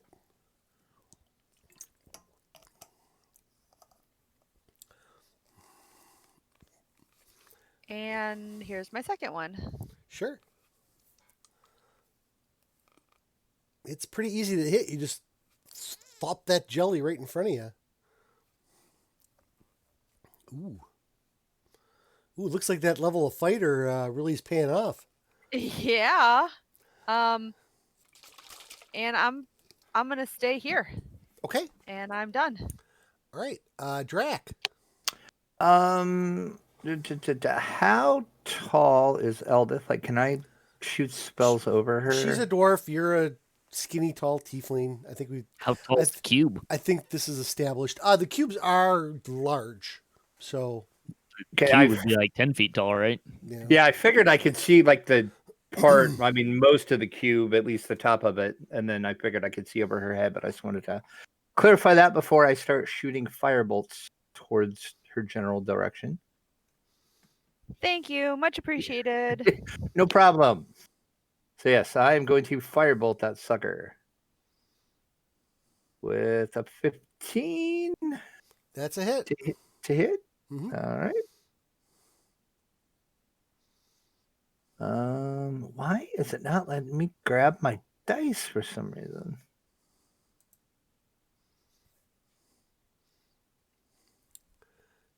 Really? That's all I rolled is a 2? It's more of a fire sprinkle. I throw a little sprinkler down, Anyway, okay, I'm done. That was it. I That think was it's not called a sparkler. a sparkler. Sparkler. Yes, that's the word I was looking for. Beavis. That is not what I was hoping would happen, but okay. Icarus is going to smite this foe. Now, does it have that'll do damage to anything, even neutral and good alliance? Yeah, it good. Yeah, there's no restriction. It does Okay. extra It damage does more against. if it's something Gotcha. specific. Yeah. I rolled a 2, And that and I hit. still hit. Mm-hmm. So I'm going to smite after the regular damage Okay. with a level 2 smite. It's not a fiend or undead, right? No. A fiendish gelatinous cube. Oh, Don't give him idea. That was the wrong damage. Well, hold on then. Hold on. Let me look. All right. So let me subtract 11 off of this. Yeah, that was. Well, I could just roll the thing and you could do the difference. Nope. I reversed it. So go ahead and do it again.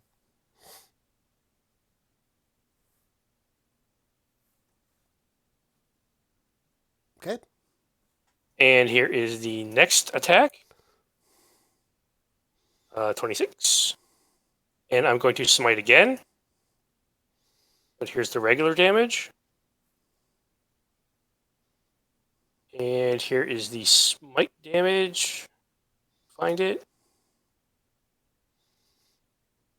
And 13. Okay. And that's my 2 attacks. All right. Ooh. And I just want to make sure my sword's not taking any sort of extra damage or nothing. Nope. It's fine. Nope. Hold on. I did something wrong here. There we go. Okay. All right.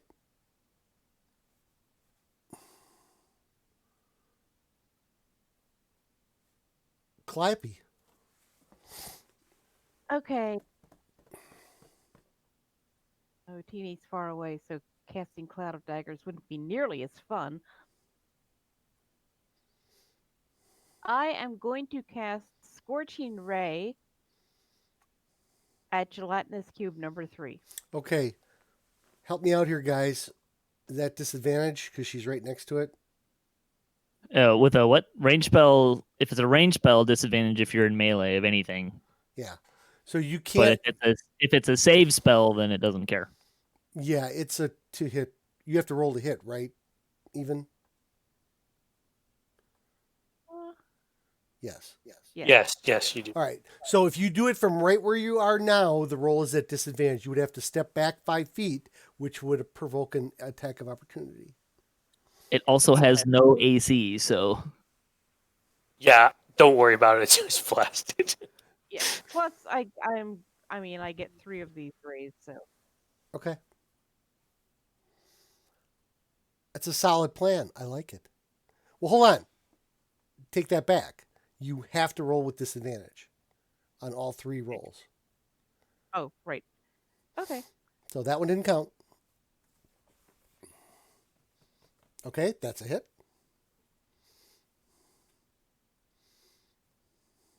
Okay.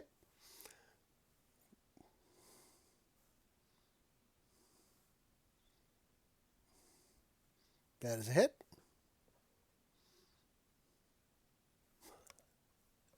Okay.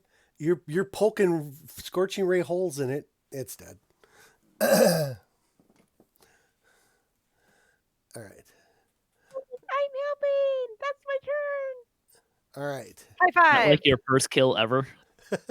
No, she was killing were rats like crazy last time with her new scorching ray power. All right, so the gelatinous tube just goes blah, blah, blah, blah, and it just like ooze covers the ground and it's gone. All right. Hey, I need some help over here. This cube's gonna eat me. I thought it already did. Ooh, and he fumbled. Ooh, it has a bad fumble effect. Ow! He says. I can't see. Nice. So much for our new friend. Okay, so I mean, Calliope doesn't need another pet, so I mean, you do raise a valid point. that is Yeah. the... I mean, she already has Utini, so Ooh. All right. All right. So 5, 10.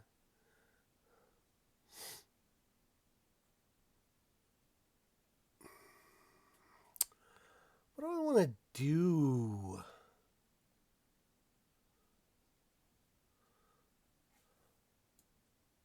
Bleh. Dex save. Mr. Beavis. Yes! You are engulfed. do you not get like charisma bonus or advantage on that save? Nope. Yeah, my charisma bonus is added. You are going to take... Oh, that was crappy. 10 points of acid damage. And you can't breathe. You are also restrained. There we go. You are also restrained. When the cube moves, the engulfed creature moves with it. Okay. And then you're going to have to... Some stuff's going to happen on your turn then, obviously. He gets to attack me twice. No, this is his full action. It's called the engulf. Right, but I'm saying is, if my turn comes up, I take more damage? Mm-hmm. You're going to be taking automatic damage on your turn. On my turn, not his turn? Correct. Let me double check that. Might you that's double check to weird. see if it's the start or the end of the turn. Nope, Though. I'm sorry. It is the start of the cube's turn. You take damage. There you go. So, all right. Then this one here.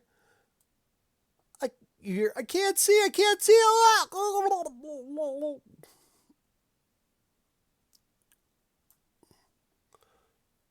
Oh, and he's...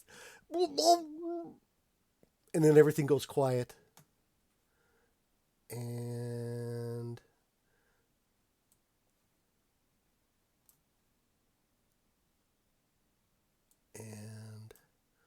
there. Okay. Oh, I can... Oh, you know what I can do? I can put a thing on you. Hold on. I just noticed this. Where is... the restrained I'm taking the restrained off of you, and then I'm actually putting the effect of the cube on you. There you go. Do you see that in the combat tracker, Josh? Sure, yes. Okay. Yeah, I think it's going to do, because as the damage ongoing, though, that's going to do the 66 acid on his turn, potentially. Correct. So just, Shouldn't. but it shouldn't. So just keep an eye on that. All right.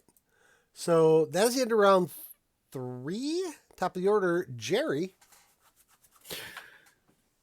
All right. First thing I'm going to do is have the spiritual weapon move over to the next cube and attack. Okay. You can put it like right here. It just reminds me.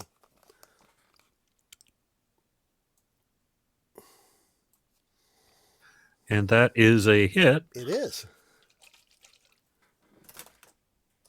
Oh, stupid Seahawks. All right. Now that's a bonus action. Yeah, bonus that is a action, bonus and action. repeat the attack. And I've still got the concentration going on Beacon of Hope. And that's up to a minute, so I'm just going to keep the concentration going on that. I don't want to cast... well, it's only another concentration spell.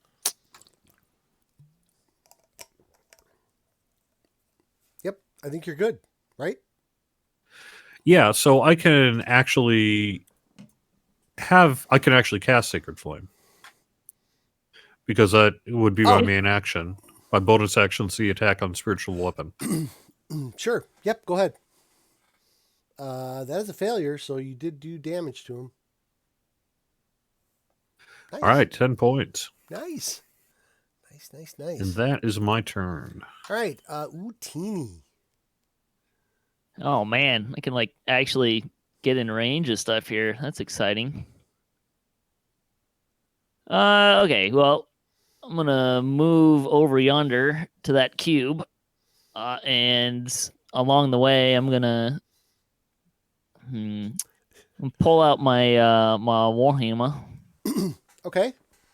I'll just drop the bow and come pick it up after the fight. Okay. So you're heading over there. You pull out the warhammer. You bump Calliope in the back. Sorry. Absolutely. Oh. I'm sharpening my heels. All right. Don't have heels. All then... female bards have heels. Come on. That's not necessarily true. I think it is in this case. I don't know. She's probably dumb enough to be trying to wear heels in this place. God, use the D word. Come on. All right. Anyways, wait, no, these are cute magical weapons. Fine on this. So instead of the warhammer, I'm going to pull out my flame tongue. No, well, yeah. I mean, you can. As far as you know, the flame tongue will be fine. Great. I'm gonna two-hand this guy. Did I just attack Porkhammer? I did just attack Porkhammer. Yeah. Hey. Does a 13 hit the cube? Yes. Okay, great. Make sure not to damage hit me. Are you sure? Porkhammer here. Yep. Excellent. Well, I mean, he was inside the cube, so it was hard to see what you were hitting. So Beavis, as you get expelled, or actually not necessarily expelled, but by the way, you guys like my new death indicator? This is a brand new. Yeah. I'm gonna zoom in on it for everybody. So just be careful you don't get in a crash state. That guy did. Yeah, you probably had something that conflicts with it. No, it has that module has a extension, an automatic roll death saving throws, and I put one thing in the one bad guy in the combat tracker, and then killed it, and then pushed go, and then the game just started rolling death saving throws. Nice. Oh, almost 4,000 times. Cool. I like it. Yeah. All right. All right. So I think that was 25 feet. All right. So hang on. So it dies, and Beavis, you kind of fall to the ground. I'm gonna say you drop to one knee. Fine. Okay. 2 feet. I'm a dwarf. I don't spitting. And I'm gonna finish moving up to there. Okay, you come around the corner and you see. Oh, hang on. You see another gelatinous cube, and it has a deep gnome engulfed inside of it. Neat. It is too far away from me. Do I think do anything? Because I already drew something this round. Yep. So I guess I'm done. Okay. All right. Eldeth. okay. So, comic is right. It was about to be Eldeth smash. I run forward, put my arm under Beavis, and go, "You okay?" and start pulling him up. I'm fine. I'm standing on 2 feet. Okay. He is like Bill Murray in Ghostbusters. He is completely slimed. I'm slimed, but I was in there for like 3 seconds. I'm fine. No, you're Okay. You would have been in there for let's see, hang on. You'd have been in there for about 13 or 14 seconds. That's more than a round. That's 2 rounds. No. No. A round is 6 seconds. Yeah, but all right. And we didn't finish the round. So you're in there for a few seconds. Enough to get slimed. Yeah. Oh, yeah. Of course, but Okay. I'm not hurt or nothing. Yay, go Cardinals.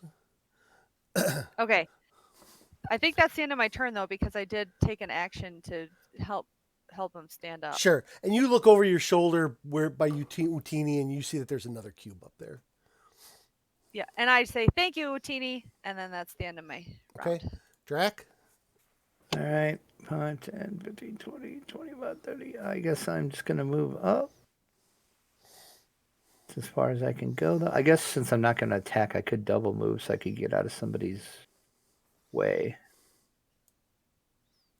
Oh, yeah. I'll just do that since I'm not going to do anything else. And that gives you a pretty good view. Yeah, that way I've got of the whole thing here. View of it. I can shoot it later. Yep. All right. That's it. Hang on just one sec. Please. I need to look at something now that I'm thinking about it.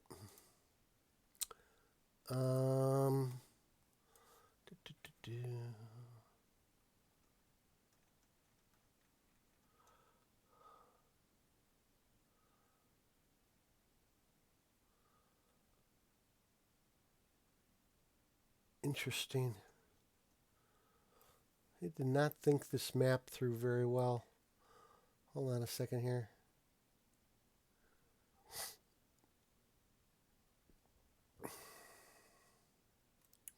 So let me make sure I'm getting this right. Okay.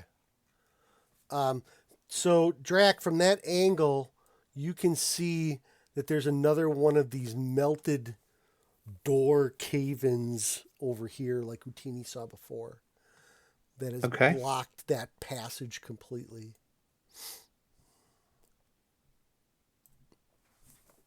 All right. Was that your turn? Yes, I am done. All right, Beavis.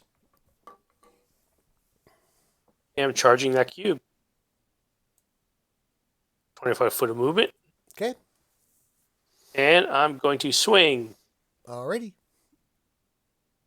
You see that there is a deep gnome floating inside of it. Hold on. Let me remove him so you don't hit him. Did it hit him? Why did I have disadvantage? Oh, I'm not restrained anymore, so... Yep, well, we got to take that off, so hold on. And I didn't see what the other rolls were, so... Oh, it was all on the same line, so you're good. Well, yeah, it could have been a crit. I didn't see what it was. No, I'm making you re-roll it, so... Oh, okay. Okay. So exact same roll. exact thing. So that's a hit. Yep. And I will first level smite it. Ooh, okay. Damn you, cube. Damn you to hell.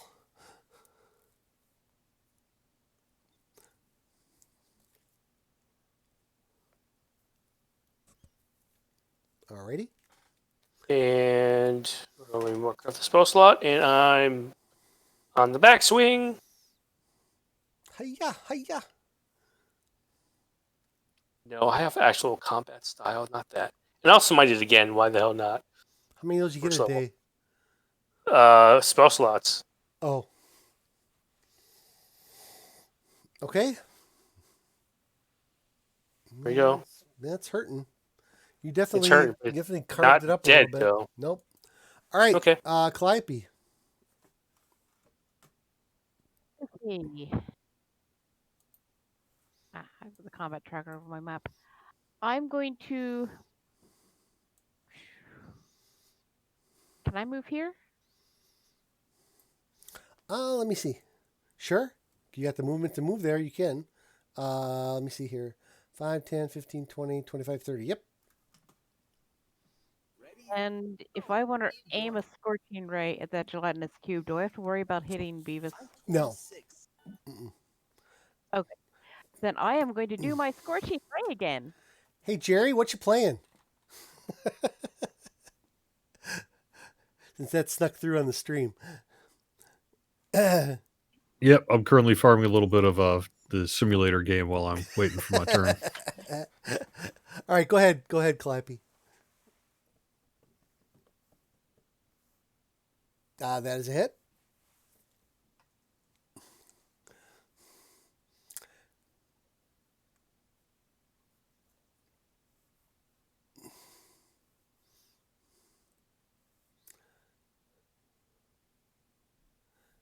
Three hits.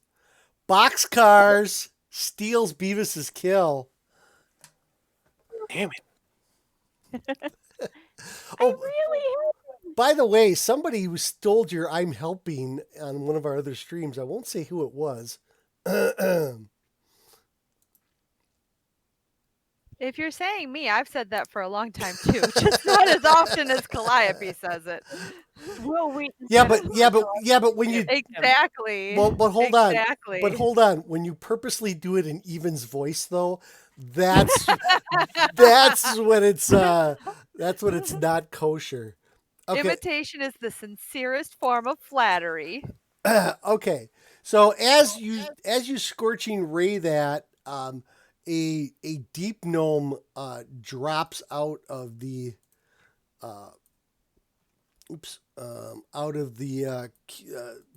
remnants of the cube, and you see he's got a really bad puncture wound above his eye, and and the blood is flowing down into his eyes, and he's trying to wipe it clean.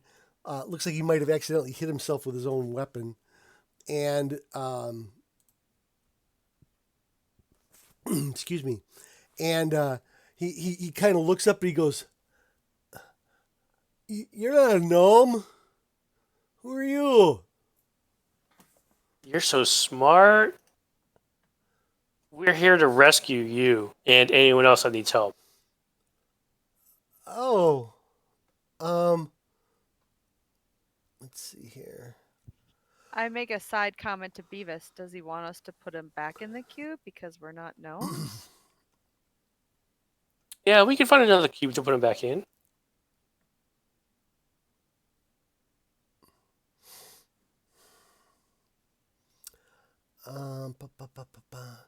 He says, "Yeah, I've been stuck in here. He says, my name is Mev Flintnapper." He takes a step towards you, Beavis, and he goes, "My apologies. I didn't mean to call you a gnome. What are you doing here?" He's very confused since he was drinking gelatinous cube a moment ago. We're mighty heroes here to slay the demon lords. Oh. And currently we are here to help you and your city with their current problem. Did Dorbo send you? Yes, he's Oh. one of them. He says he's my cousin. Great. I was trying to make my way over towards his clan when I got waylaid by these cubes. I wanted to come up here and see if they were all contained in the inner what's it called? Hold on. Does it have a specific name? Where's the DM map? That's a stupid name for it. They call it the pudding court when it's really like the leader's courtyard and amphitheater type of area. It's where the leaders of Blingdenstone meet and gather and do business and whatever. The Pudding King has taken over it and kind of blocked it all off. So, okay. That was my next question to him. Where the hell is this Pudding King guy? He says we had when we realized that the oozes were taking over, my garrison and I we shut all the doors here, this main door, and one of our wizards started blocking off all the tunnels and melting other doors so that we could contain all the oozes within there. Either these gelatinous cubes were on this side when we did that weeks ago, or they found a way through. We need to find that. If they found a way through, that's bad. We could be overrun, he says. Great. You do that. Just tell us where the Pudding King is, and we'll take care of him. He points to the door over there that Eldeth is looking at right now. Okay. And do you know how we could also contact the were-rats? He says, well, he points to this melted door area behind him. He says, well, that's normally where you would go to get up to their warrens, but obviously they've they've blocked that off too. Otherwise, you go back around the corner. Basically, Jerry's in front of that door over there. Okay. But we need to check in with the hold on. Me and my memory. I'm forgetting names already. The Diggermatic clan to see what's going on with them. They're to the south. Well, we're gonna go take care of the Pudding King Okay. first. So Okay. He says that probably would not be very wise, my friend. why? There is several hundred oozes within beyond that door. We need to stop them somehow. You 6 may not be powerful enough. Well, but that's the mission that Dorbo sent you on. He needs you to find out how many of his clan are left, and then get the assistance of the were-rats so that you can launch a full-scale attack against all these oozes. Just wasting time. We should do it ourselves. You are the greatest dwarven paladin in the land, Beavis. But if you go through that door by yourself, you're going to be dead in a minute. I won't be by myself. Have we asked this guy how many of his clansmen are still around? Well, that's what he was trying to figure out. He was trying to get back to the area. If anybody's left, they're to the south. Okay. Yeah. Fine. We'll go with you to help those guys. Let's go knock on this door over here first. Okay, so you go up to that door. This is another one of those adamantine doors, but there's one problem. You know how they have the slider to see who's on the other side? This one's wide open. The slider is wide open? Mm-hmm. Why is that a problem? Because that's how the oozes got Oozes through. can get in. How big is the slider? It's maybe 1.5 feet by half a foot. And wow. It's gnome level. They fit through that, huh? Yeah. Oozes are squishy. Oozes can fit through small spaces. Before we leave this area, can I collect my hammer and longbow and possibly arrows? Sure. My standard rule is 50% of your arrows are retrievable. If you only shot one, you get it back. So, Eldeth, you're up there. You see that is open. Do you want to look through? What do I see from here? Not much. I mean, you see an angle. I mean, through there. I don't want to get eye punched by an ooze. Well, I mean, you're gonna have to look. If you want to see through it, you got to look from up there. Am I tall enough to look through it? Yeah, you're as tall as a gnome is. Fine, I will look through it. Okay, so you step up to here. You look through there, and even the little area that you see dozens and dozens of oozes, mixes of gelatinous cubes, gray oozes. You see a couple of puddings. You see a couple of ooze types you don't recognize. I immediately shut it. They are everywhere. You shut it. It seems to be stuck. What is your strength? Give me a strength athletics check, please. My strength is 16. Now, I do have this bonus. So I don't know if this applies now. It doesn't say that I have to be fighter level 7. It just says remarkable athlete starting at 7th level. Mm-hmm. Fight. That's fighter level. That's a 7. fight. That is a fighter level because that's so a fighter ability. Yep. So I have to be a fighter at level 7 fighter to use that. Correct. Okay. I will throw that back then. Okay. Okay. So give me a strength athletics check, please.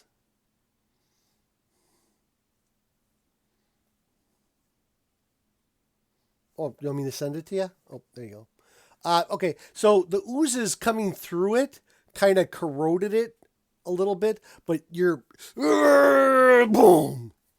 and you slam it shut, and your female dwarven muscles are all bulging. She's never looked cuter, Beavis. I know. I'm looking at her from behind too. Is there any way that we can seal this? No, it is sealed now. Oh, okay. They can't push it open. Somehow they worked it open. I mean, it might have taken weeks, but somehow they worked it open from the other side. Now you didn't see any other oozes trying to climb through, so you're not quite sure how it got open. Okay. So I'm gonna do that, and I'm gonna turn around. I'm gonna say that room is filled with oozes and cubes, and more oozes and more cubes, countless, from what I could see. Interesting. Is there any way we can block it off and just like set it on fire, be done with it? No, It's kind of harsh, but yeah. The Mev says the other side of these sealed chambers are quite extensive. If you're seeing dozens of cubes there, that means that there must be hundreds and hundreds, or not cubes, but just oozes. He says there must be hundreds and hundreds of them, which is what we figured. Our last intelligence report said that there was some sort of a powerful, intelligent ooze on the other side there who enthralled our ruler, and who knows, maybe even opened a magical gate to the ooze realm, if there is such a thing. He says, I don't know. I'm only a soldier, he says. He says, if you want to check in with Dorbo's clan, you can follow me. Otherwise, good luck. Oh, yes, we will. But first, can we go check on this door over here and knock and see if the were-rats answer? Well, which one do you want to do first? Because there's two diplomatic missions. There's one to the south, one to the north. You got to pick one. Which one you want to do first? Oh, they're two separate things. Yeah, they're two separate types of. There's two separate tasks that you guys got to do. I didn't know how long it was. I thought I would just knock on the door, talk to some guys, and then just leave. Well, no. Each one of them is going to be a little bit of interaction and so Okay. on. Okay. So we'll go with this guy then. Okay. That's fine. All right. So Eldeth, you take half a step away from the door and you hear a thump on it, and you're like, "Ooh." Okay. Good thing I shut that. All right. So Mev kind of goes this way here. Oh, hey, thought. Can I look above the door? What does the stone look like? Does it look solid? Does it look like? Oh, it's all sealed. We could like blast it with a fireball or So whatever Calliope has and drop stone there. yeah. So these are iron and adamantine doors. For the most part, they're impenetrable. The other caverns have been blocked off with some kind of stone shaping spell. Either one of those offers pretty reliable protection against the oozes. But you never know. Eventually they may find their way through or, breach this door just like the other ones did. Or they might find another tunnel or find their way around the back door. You never know. The point being is we can't just leave them there because eventually they'll become more organized or even more numerous and find a way to get through and overrun Blingden Stone completely. Well, that's what I'm asking. Like, is there any way to drop the ceiling on? No. They've done everything that they can so far, just to isolate them to that section of the city.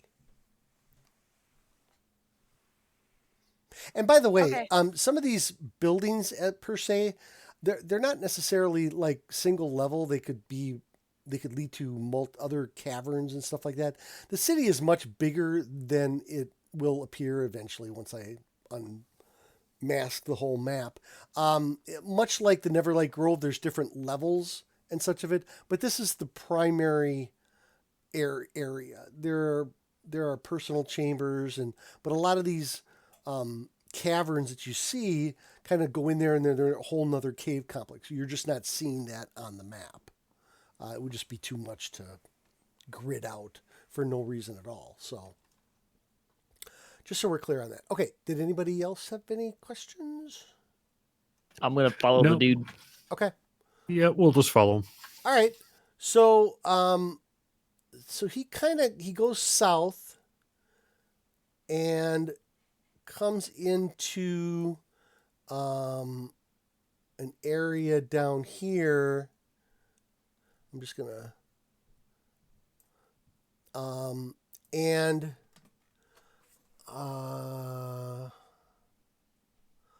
this area right here appears to be a temple dedicated to Sagan Earthcaller. I'm probably mispronouncing that. I will put it in the chat. It's got a O and a J in it, and I hate words with O's and J's in them. Earthcaller, sorry. There we go. It looks like since the city was overrun, it doesn't look like there have been many services. The place is a little bit in disarray. There are, occasional couple of stones that from a wall, maybe an overturned piece of pottery or a broken piece of pottery.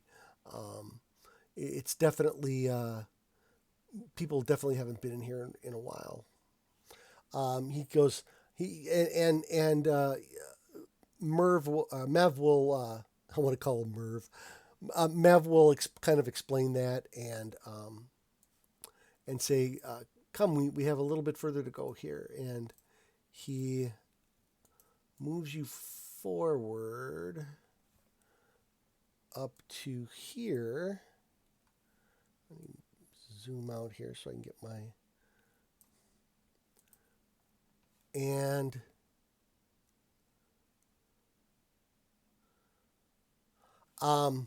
at this point, and they don't have it on the map here, which is very disappointing.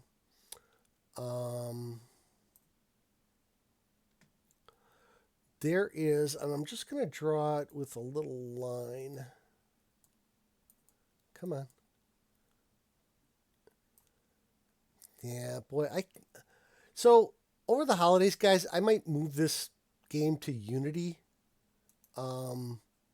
because the unresponsiveness sometimes from the game is very annoying. We'll talk about this afterwards, but there we go. Finally, there seems to be like some kind of handmade stone. It's not a full barrier, but it's kind of a like a piling of stones, just something that would impede passage even just temporarily. And Mev comes up to here and he goes, "Hey, is anybody there? Is anybody there?" Yeah. And Mev goes, "Yeah, it's me, it's Mev. Is that you, Sark?" And he goes, "Yeah, it's me, Mev. You're alive? Yeah. I've been moving around the top of the city here, helping people get out, and I got trapped by some oozes, and Dorbo sent some outsiders to help us. Can you let us through?" And he goes, "Sure. We'll let you through." And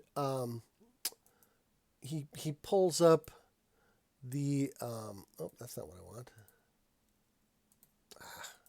I'll just leave it. Eldeth, you want to grab yourself and pull yourself down? Who else were we missing? Drac, you alive? Yeah, I can't. There we go.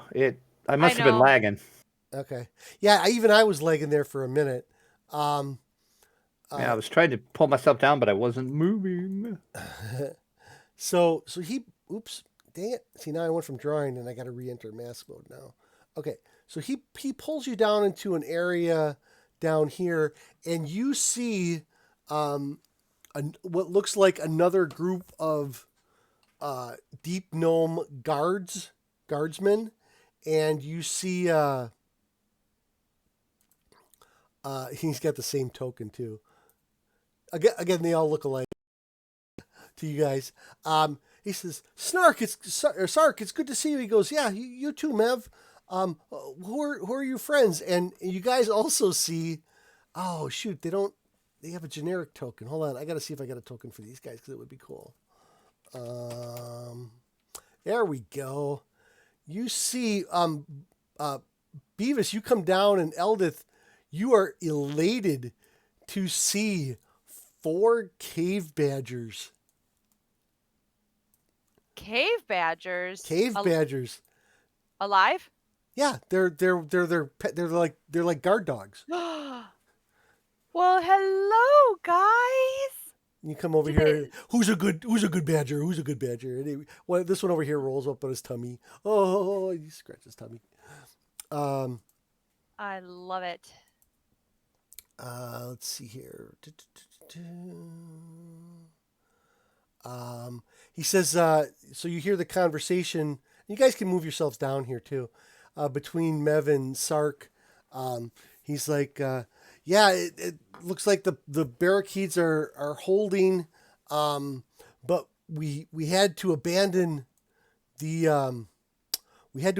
earth elementals. It seems like they've been possessed. There were some of our brethren that were trapped in there, but we weren't able to get them out. And he points to the door, that big door there to your to the east. Through that door, apparently, is one of their earth elemental temples. And he says, yeah, there was a couple of families that were still in there, and we had to leave them behind. But Oh, that's awful. it is. We don't know. I mean, they're not oozes. It's very strange. We're not sure how this pudding king got control of them. Usually they're controlled by our wizards and clerics, he says. Okay, let me get you. He says, "Come, I will take you to see." Where's his name here? Hold on, I gotta zoom way out. Okay, he says, "I will take you. I will take you to see Seni." And she says, "Seni is Dorbo's sister." Mev turns to explain to you. He says, "Seni is Dorbo's sister." So they kind of take you back this way to the south. Excuse me, and west down over here. So I'll move Mev and Sark down here. The badgers, and there's actually another 10 deep gnomes kind of scattered throughout this area as you guys come through, and they're basically watching these northern barriers here. And you guys can, if you want, you can move yourselves down there. And let's see again. Where did I do with it? Oh, here it is. And you see 24 or so Snivelven occupy this well-lit cavern, some moving briskly with messenger pouches in hand while others huddle around several stone tables covered in maps and other papers, talking in hushed, serious tones. The back of the room is dominated by a dais carved from rock of the cavern, atop which rest 2 stone desks facing each other. 2 Snivelven, 1 male, 1 female, sit behind. Actually, it's just 1 female, because Dorbo is out front. I don't know why never mind. They turn their attention to you, or they all turn their attention to you as they enter. Let's see here. Hold on.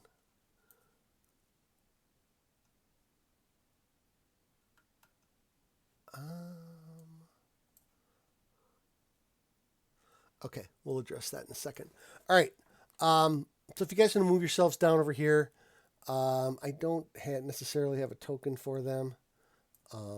Also, too, as you guys are kind of moving through this area, you see that this is definitely some kind of it's the residential area of the city. So a lot of these passages also go down into other caves and complexes where the that are the residential areas for the people that work throughout the city. Move Jerry there. All right. So she walks up to you and she says, I am Seni. Mev here says you've spoken with my brother. Yeah, who's your brother? Dorbo. Yes, we've spoken with Dorbo. What's the plan? He says, we are barely holding our own here. He says every once in a while some ooze gets through, and if Mev says he was attacked by some gelatinous cubes, he says that's not good. Even one of those things could run rampant through our residential streets down here and cause a lot of damage. What is Dorbo's plan? He says. Well, I don't know if he has a plan. He just sent us in here to investigate. He wanted to know if there were any survivors. We did find a room filled with oozes, and we've sealed it for now. That doesn't mean that they can't get through. Yeah, as a matter of fact, there are so many uses that it's going to maybe take an army. Well, and that was Dorbo's plan, though. When you said you didn't know his plan was to come down here, make sure that let the sister know, the residents down here know that they're going to have to take up arms, but then you guys have to go up and secure the help of the were-rats, because without the greater numbers, you may not have a chance. But wait a second. So where do we think the were-rats are? They're beyond that door you guys saw. The door to the north. Yeah, they're. I thought that's where we were going.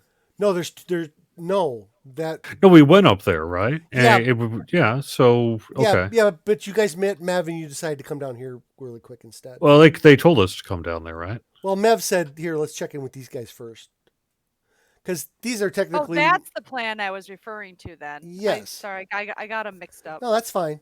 Yeah, because Dorbo hasn't been into the city in almost a week or more.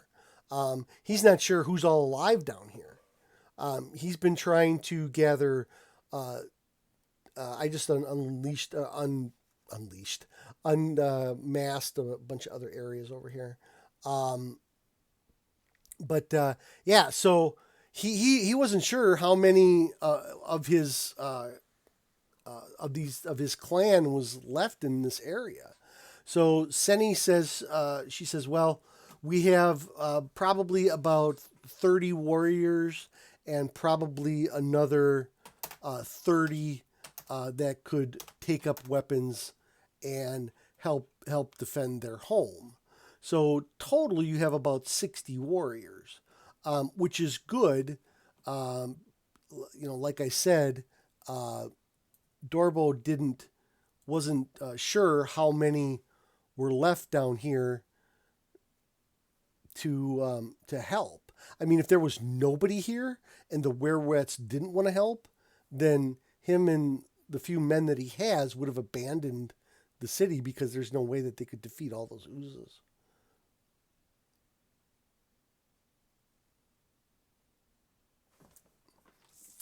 I'm sorry if that wasn't clear.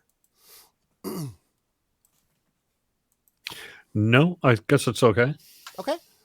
So she says, you must be tired from fighting those oozes. I thank you for saving Mev. He is one of our clansmen and my cousin. We need every able-bodied, looks at you, person. She wasn't going to say gnome, but person, if we're going to be able to fight off all these oozes in one mass battle. She says, hey, and I'm guessing by our conversation you haven't spoken with the were-rats yet. No, we just got here when you let us down, so. Very good, very good. So did you want to rest, take a breather? I even though we've open the doors to everyone. The foaming mug is still in operation. If you wanted to catch a drink, and maybe rest for an hour or two before moving up to try and speak with the were-rats. Yeah, it sounds like a good plan. Basically, if you guys want to take a short rest, it's up to you. Sure, I'll take Short a rest sounds great. Okay. So if you guys want to, if you scroll the map all the way over to the left, there is one of those caverns down there is the foaming mug, which is basically a deep gnome tavern.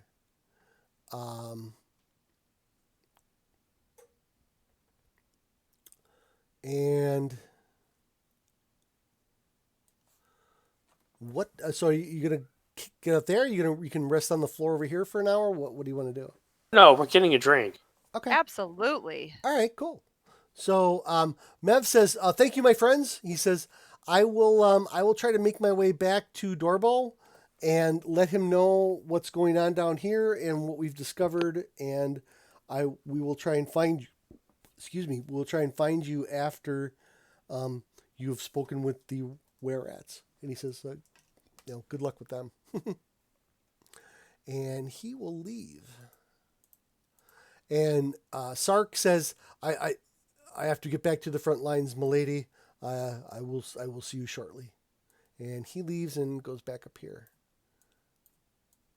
And him and his badgers. Isn't there 4 of them? Oh, supposed to be. You're 4. not going to leave one for us? No, they're his badgers. I'll pay you for it. No. All right. So you guys, I will move you guys over to the floating, I'll move the S there over to the Floating Mug Tavern. If you guys want to move yourselves in there. And actually, Senny will go with you, and she says, what's the guy's name? Hold on.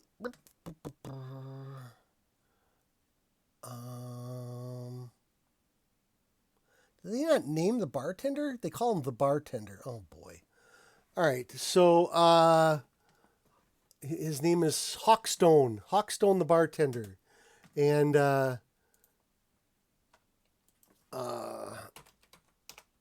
let's see. I'll do this. How's this?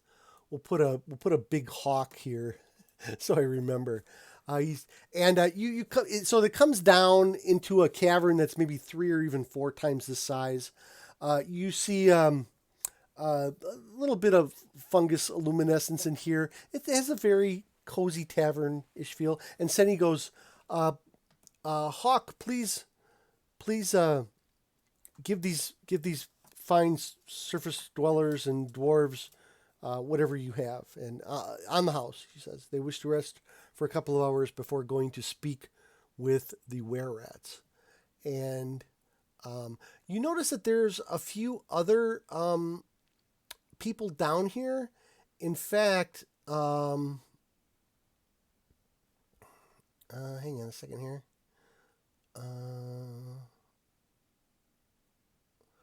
You see there's a very large group of Snivelven off in one corner. And a couple of them are covered in bandages, and it almost looks like their skin was peeled away a little bit. Looks like maybe there might be an issue down here with magical curing.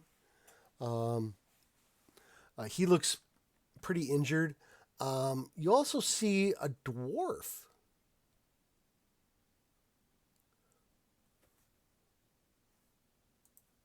Hello? Yeah. Yeah. Yeah. Yes. That's what you see.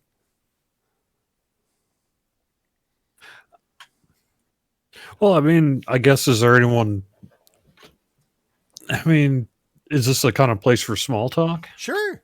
Yeah. All right. Well, let's do that then. Let's try to get a sense of what's going on here and kind of what who's here. Okay. Like I said, so there's a big group of deep gnomes off in one corner. You have the bartender, and then you have what looks to be a dwarf with his back to you, drinking by himself in one corner.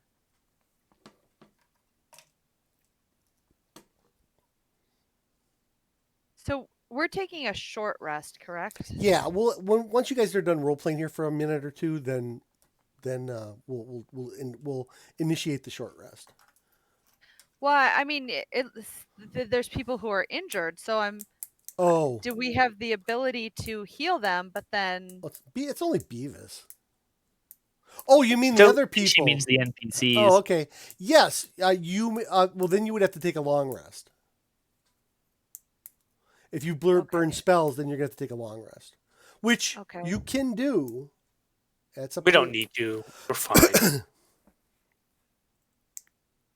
Okay. Well, then I mean, if they're alive and they seem to be fine. They're awful quiet and they seem to be drinking very heavily. So Hawk brings you guys over 6 mugs. He says, "This might not be to your taste buds, but we like it here. It's pretty well. Give it a try." And he says, "This is fungus beer." Fungus beer. Mm-hmm. Well, isn't all beer technically fungus because you have to use yeast to make it? Well, they make it out of fungus and mushrooms. Not necessarily yeast and other traditional brewing components. Well, I want to totally take a big swig because I like fungus. Oh, well, you've had this before. Okay. I mean, you're from... Non-alcoholic version? What was that even?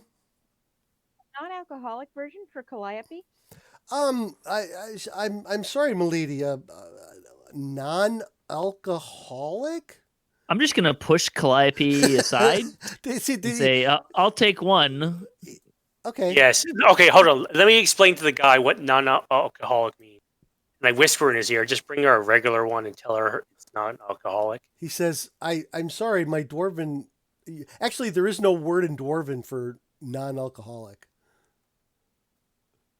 That was a joke, guys. Come on, I thought it was pretty good. All right. What do your children drink? Oh, they drink this. You'll be fine, Calliope. Oh, this is gonna be fantastic. Does he have popcorn? No, but they have little bowls of fried mushrooms. Will I just have a glass of mushroom juice? Sure. That mushroom juice we can do. Sure. Okay. Okay. Thank you. All right. So they get you all set up on a table. Well, what else are you guys doing? Like I said, the mood in here is very, very mellow. In fact, really mellow. Well, I'm going to kind of get a sense. Yeah, are they upset? Yeah. Oh yeah. Well, the dwarf you can't tell; his back is to you, but the other deep gnomes, the ones that seem to be covered in heavy bandages, yeah, they look really upset. Fine, I'll make a speech. Oh, a speech? Okay, let's hear it. Yeah, I'll stand up on a table. Everyone, gather around. We are heroes here to help and gather support to fight back these fungus lord, and you will all soon be safe. So you mentioned fungus lord. Well, technically, Jubilex is the ooze lord. Ooze lord, whatever his name is. But you screwed up. You said fungus. So you say fungus, and all the deep gnomes, they turn to you and they say, What do you know? What do you know? How have you suffered with fungus? See this? You look at the side of his face and he pulls the bandage off and he goes, "They were growing into my skin and my skull. I had to scrape them off with a sword." Understand, and we fought off some of these I- fungus things. I don't believe you. You don't have a scar on you. There isn't any creature in the Underdark, gnome or dwarf, that hasn't gone unscathed from these foul beasts. He says, most of my men are dead. We are the only ones that escaped. And you know how when you guys were going to the Neverlight Grove and you saw all the drow with like mushrooms growing out of their heads and stuff? It looks like that started to happen to these guys, but they probably scraped off the mushrooms with a sword. I got a question. Yeah. Does Beavis's goat have the marks from getting killed? Oh yeah, that's right. We never did resummon your goat. I didn't summon him again, no. Yeah, but well, you have to find out when he gets back. And so the deep gnome mentioned the word dwarf, and you hear the like the sound when like a chair moves out from underneath itself, and you hear that coming from that lone dwarf sitting in the corner, and he stands up and he says, "Dwarf? There's a dwarf here?" And he stands up and he turns around, and Eldeth and you look. That's Bowden. Bowden? Yes, Bowden. Bowden. The dwarf you were betrothed to when you were children. We were both betrothed to Bowden? No, you were betrothed to each other. Okay. I'm like, wait, I've never been betrothed to anyone, I hope. This is new. I didn't know that we knew each other prior to this adventure. Well, you haven't seen him. He says, "Eldeth, is that you? You haven't seen him since you were children." Yeah, but I didn't know Beavis prior to this adventure. No. This is Bowden. He's from Galtgrim. You were betrothed to each other when you were children. Oh, I was. Yes, that's what I said. Oh. Well, you did play a bit of a pronoun game there. I did. He says, "Eldeth, I haven't seen you in decades. What are you doing here? This is no place for a princess." Hey, Princess. well, thanks for calling me a princess. I appreciate that. Yeah, so I'm a bit of a warrior now, Bowden. What are you doing here? He says, I traveled to Blingdenstone several weeks ago and got trapped here when the oozes attacked. I'm a merchant now. I trade coinage and do money lending for Blingdenstone for people who want to trade between Blingdenstone and Galtgrim or the surface world and things like that. I do rather well, but I've been trapped here. So I've just been drowning my sorrows in this tavern until such time as what's his goofy name, Doorknob or whatever his name is, can figure out a way to defeat these oozes and get back to your uncle and tell him the news. Oh, well, we're working on trying to defeat the oozes, but if you feel safe here, I would just stay here then. He says, "Oh no, milady, it would be my honor to fight for a princess of the 10 halls." Oh, I used to pretend I was a princess when I was little. I look over at Beavis. I'm not really a princess. We played together as kids. Can I make an It's insight just check fine. against that, whatever that was? Sure. Why do you have to make an insight check? Sure. It's basically a history roll if you know what the 10 halls are. I said that No, right. I want to didn't see. I want to know if she's telling the truth. Oh, she's lying through her teeth. You've seen that before. You've seen Calliope lie to you enough that you know a lie when you see it. Calliope's good at it. Oh yeah, Calliope's much better at it. What lies have I ever told? I'm very honest. I know, I'm kidding. No, she's Well, I think not bright enough to think of lies, to be honest. so she said, "Oh no, I don't know what." And she said, "Oh no, this is Eldeth Feldrin, daughter of shoot." Oh, I'd have to. Okay, Ed. all right. So It was just daughter, it's Ed. My dad's name's Ed. daughter you of Ed, who is the brother of Brunor Battlehammer, Oh, ruler of the 10 halls and ruler of Galtgrim. What? Wow, that's Bartender, interesting. I'd like to buy this drawer for another beer. This is very interesting. And you turn, she's all red. You can Oh, even see it it through the was- beard. It was great to see you, Bowden. You know, say hello to the missus for me. Gotta go. And I swig down another beer and grab another one and walk towards the door. Okay. Take one for the road. Wait. Wait.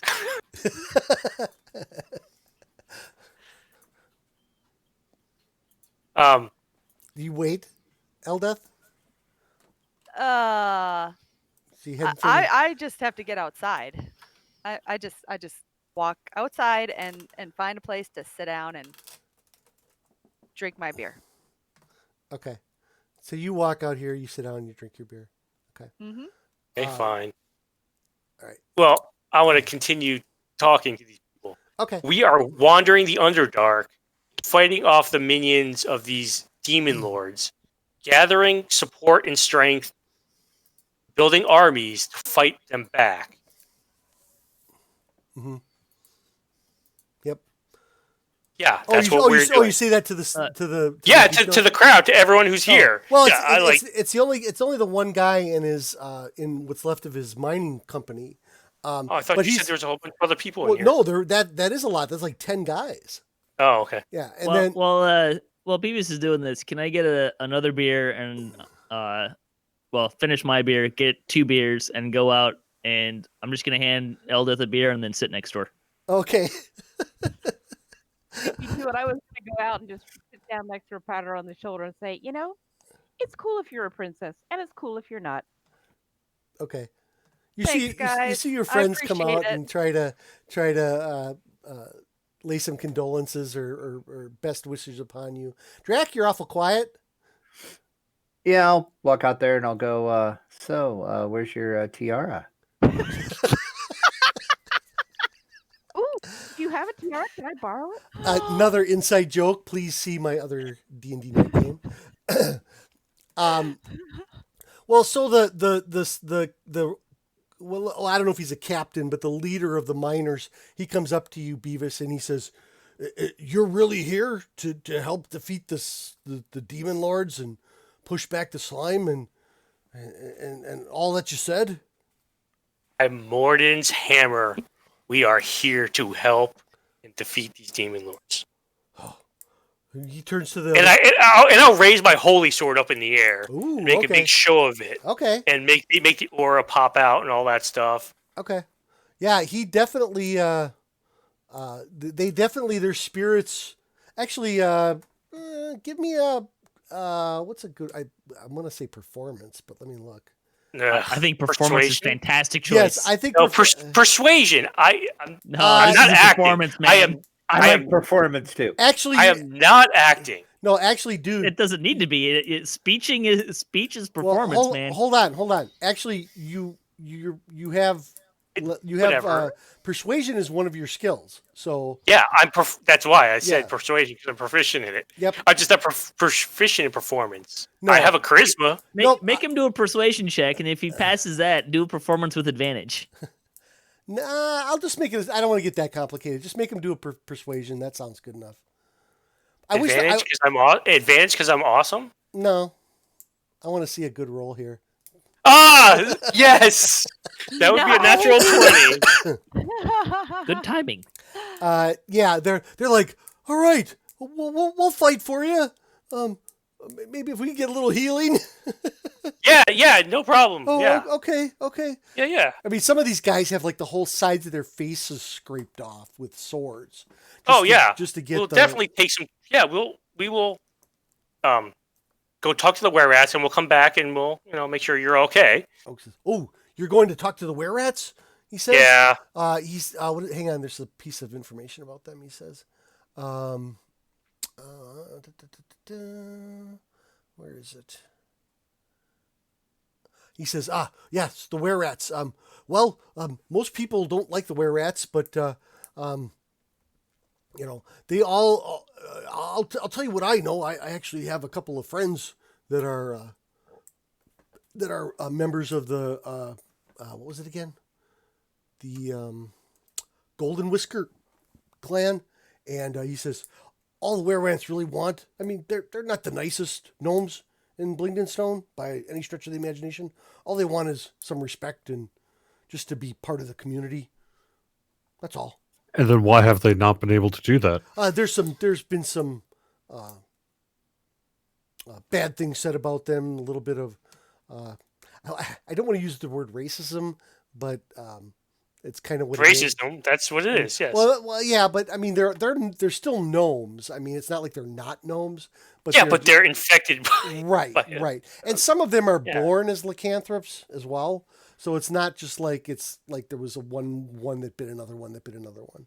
Right. It's technically their race. Right. Well, yeah. Well, yes and no, but yeah. Yeah. But there's a little bit of apathy. I guess maybe that's a better word to use against the were-rats in recent years. That has caused a little bit of tension between them and the Diggermatic clan and their allies. So he says, if you can get them on your side, then I think we would have a fighting chance. And they all kind of look at each other and shake their heads and the such. And he says, have you, where is it? Hold on.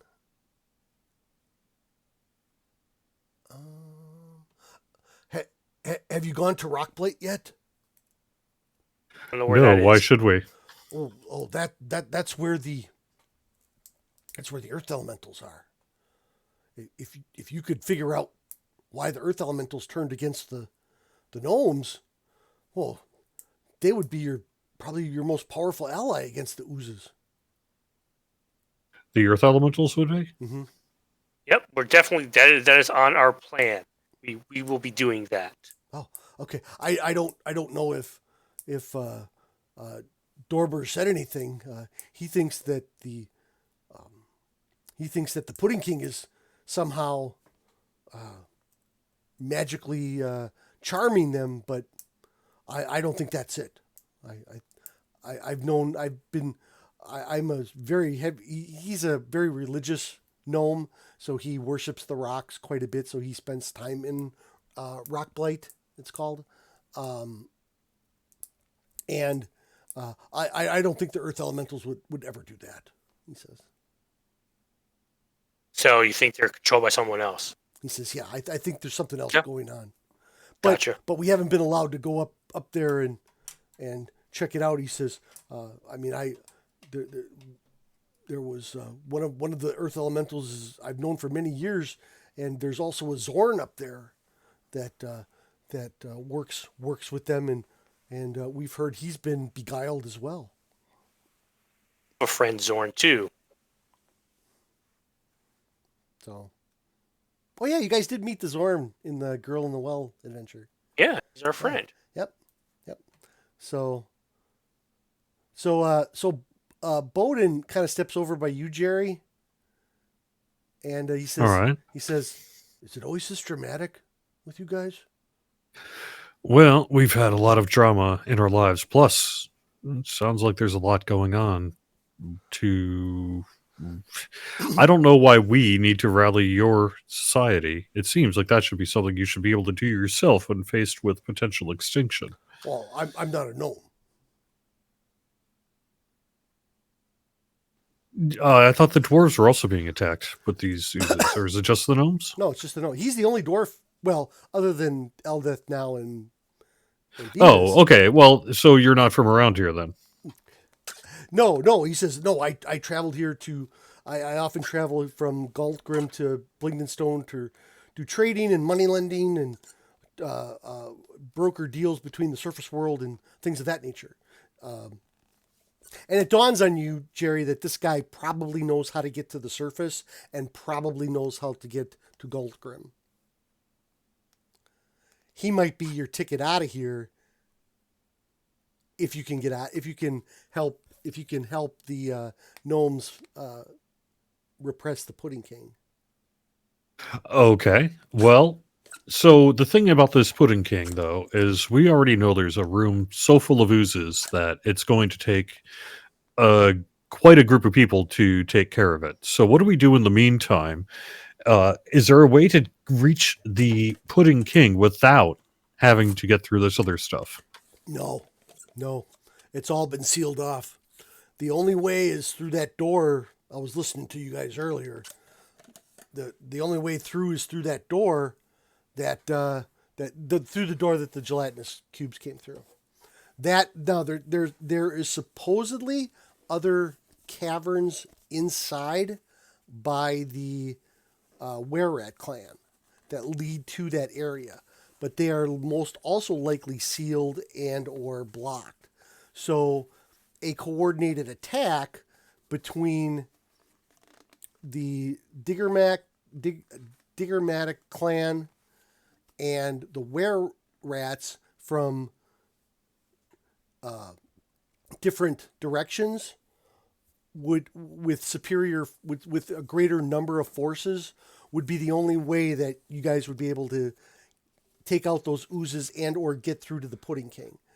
He says, I used to do tactics back in the day when I was with the Dwarven army, and I would say that a coordinated attack of that nature would probably work, and maybe even allow you a small group like you and your comrades to break through and confront the Pudding King directly. Maybe if he was defeated, all these oozes would leave.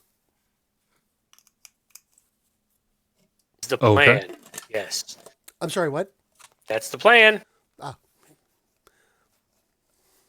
You seem like a great guy. You want to come with me to talk to the Were-Rats? No. The Gnome Rats or whatever they are? I've been drinking all day. So probably Lucky not. you. Probably not. So Bowden comes over by you and he goes, "So, you and Eldeth, huh?" Something like that, yes. Yeah. We were only children when all that happened, but if you're not with her, if you don't I think mind, so. if you don't Back the hell off. If you don't, Back the hell off. All right. Hey, not a problem. So, yeah. Well, I think I'm going to go rest, and I'm going to go sharpen up my weapons and get my armor cleaned up, and we'll be ready to storm those oozes after you convince the Were-Rats to help us. Yep. We will do. All right. He says, so he comes out and he says, he comes over by you, Eldeth, and you're kind of sitting there half moping, half crying. He says, don't take it so hard, lassie. Who says that? Bowden. Oh. He says, don't take it too hard. He seems okay.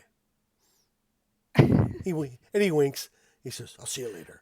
And he leaves. He goes back up here into one of these residence areas, and he disappears down the. Okay. Thanks, Bowden. I appreciate that. And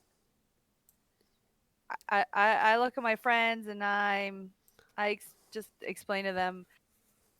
Yeah, it's okay. So yes, I am a princess, but I didn't want to be a princess, and but people just give me things, and nobody's really my true friend. And then I was supposed to marry this man, and I didn't even know him, and I just freaked out and I ran away, and then I got caught, and oh, it's just awful. And then I had this freedom, this amazing freedom, and then I met you guys, and you guys became my friends, and I just don't want to go back. You don't have to. And you'll go back. Yeah, We love you.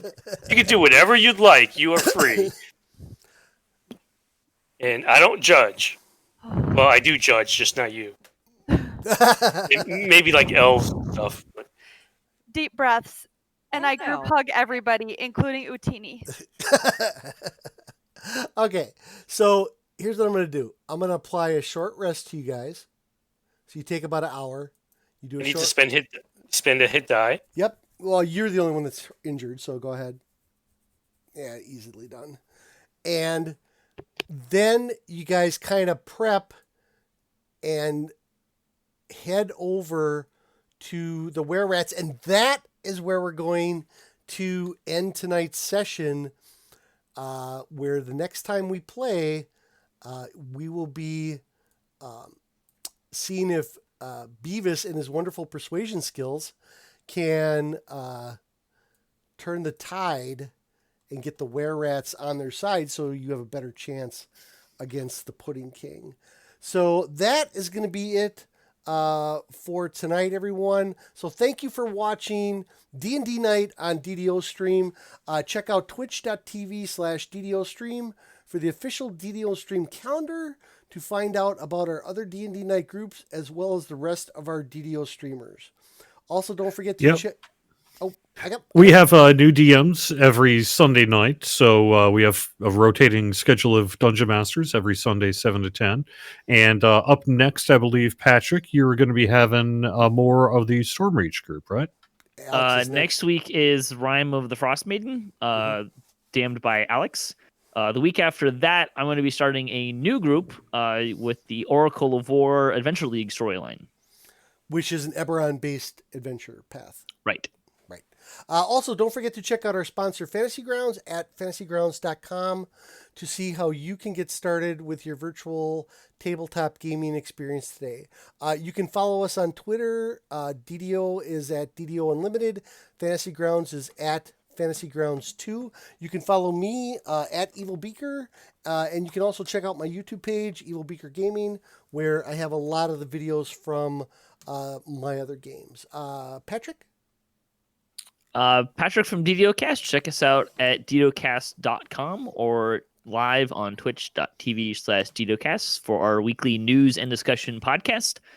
We usually have a show every week, and we go pretty in-depth into stuff. And the shows are usually about an hour and a half to 2 hours. And we should probably get Jerry on to talk about Extra Life in the next couple of weeks. Yeah. And you can check out DDO Kasplat, the same places. That's our static group on Wednesdays where we play DDO. And like we mentioned before, I'm on here as a DM as well. So we'll be 2 weeks. We'll be doing a new series. Okay. Drac? You can follow me on Twitter at Draculetta_72. Also YouTube, Draculetta. And at DDO Players, DDOplayers.com, at DDO Players on Twitter. We cover DDO and also tabletop gaming, role-playing, board games, and a little bit of everything else too. We talk about comic books sometimes, geek stuff, a little bit of everything. So we're a little bit of a different podcast for the DDO community. Even? I am on Twitch here as Kobold Even, just like my name in the chat says.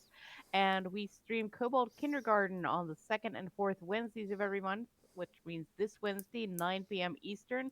Twitch.tv/Kobold Even is the Halloween episode. And I just swallowed. I just swallowed wrong. So, okay? It's that fungus beer.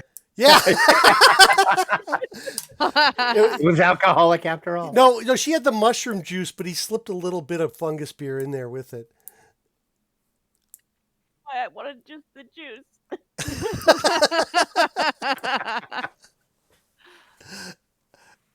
You okay, Even?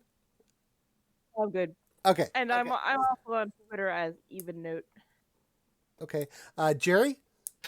Yeah, so you can find me, my personal channel, over on twitch.tv/MockDuck. That would be MockDuck Plays Games. And I'll be doing some PlayStation 5 streaming here in the near future. I'm also going to be getting it at one of those weird Atari VCSs. So if you're into that, you might want to check that out. Well, I think it will, and I think it's going to be soon, actually.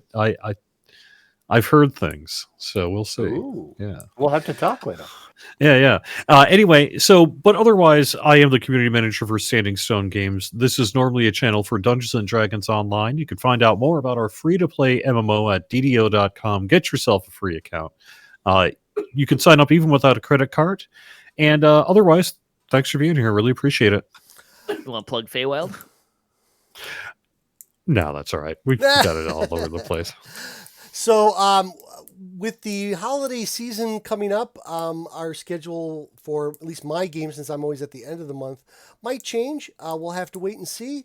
But we'll be bringing this game back to you guys very, very soon. So that'll be all for tonight. Thank you, all of our players, for joining us. And thanks to everybody that's out there watching and listening. So say goodnight, everybody. Good night, everybody. Good night, everybody.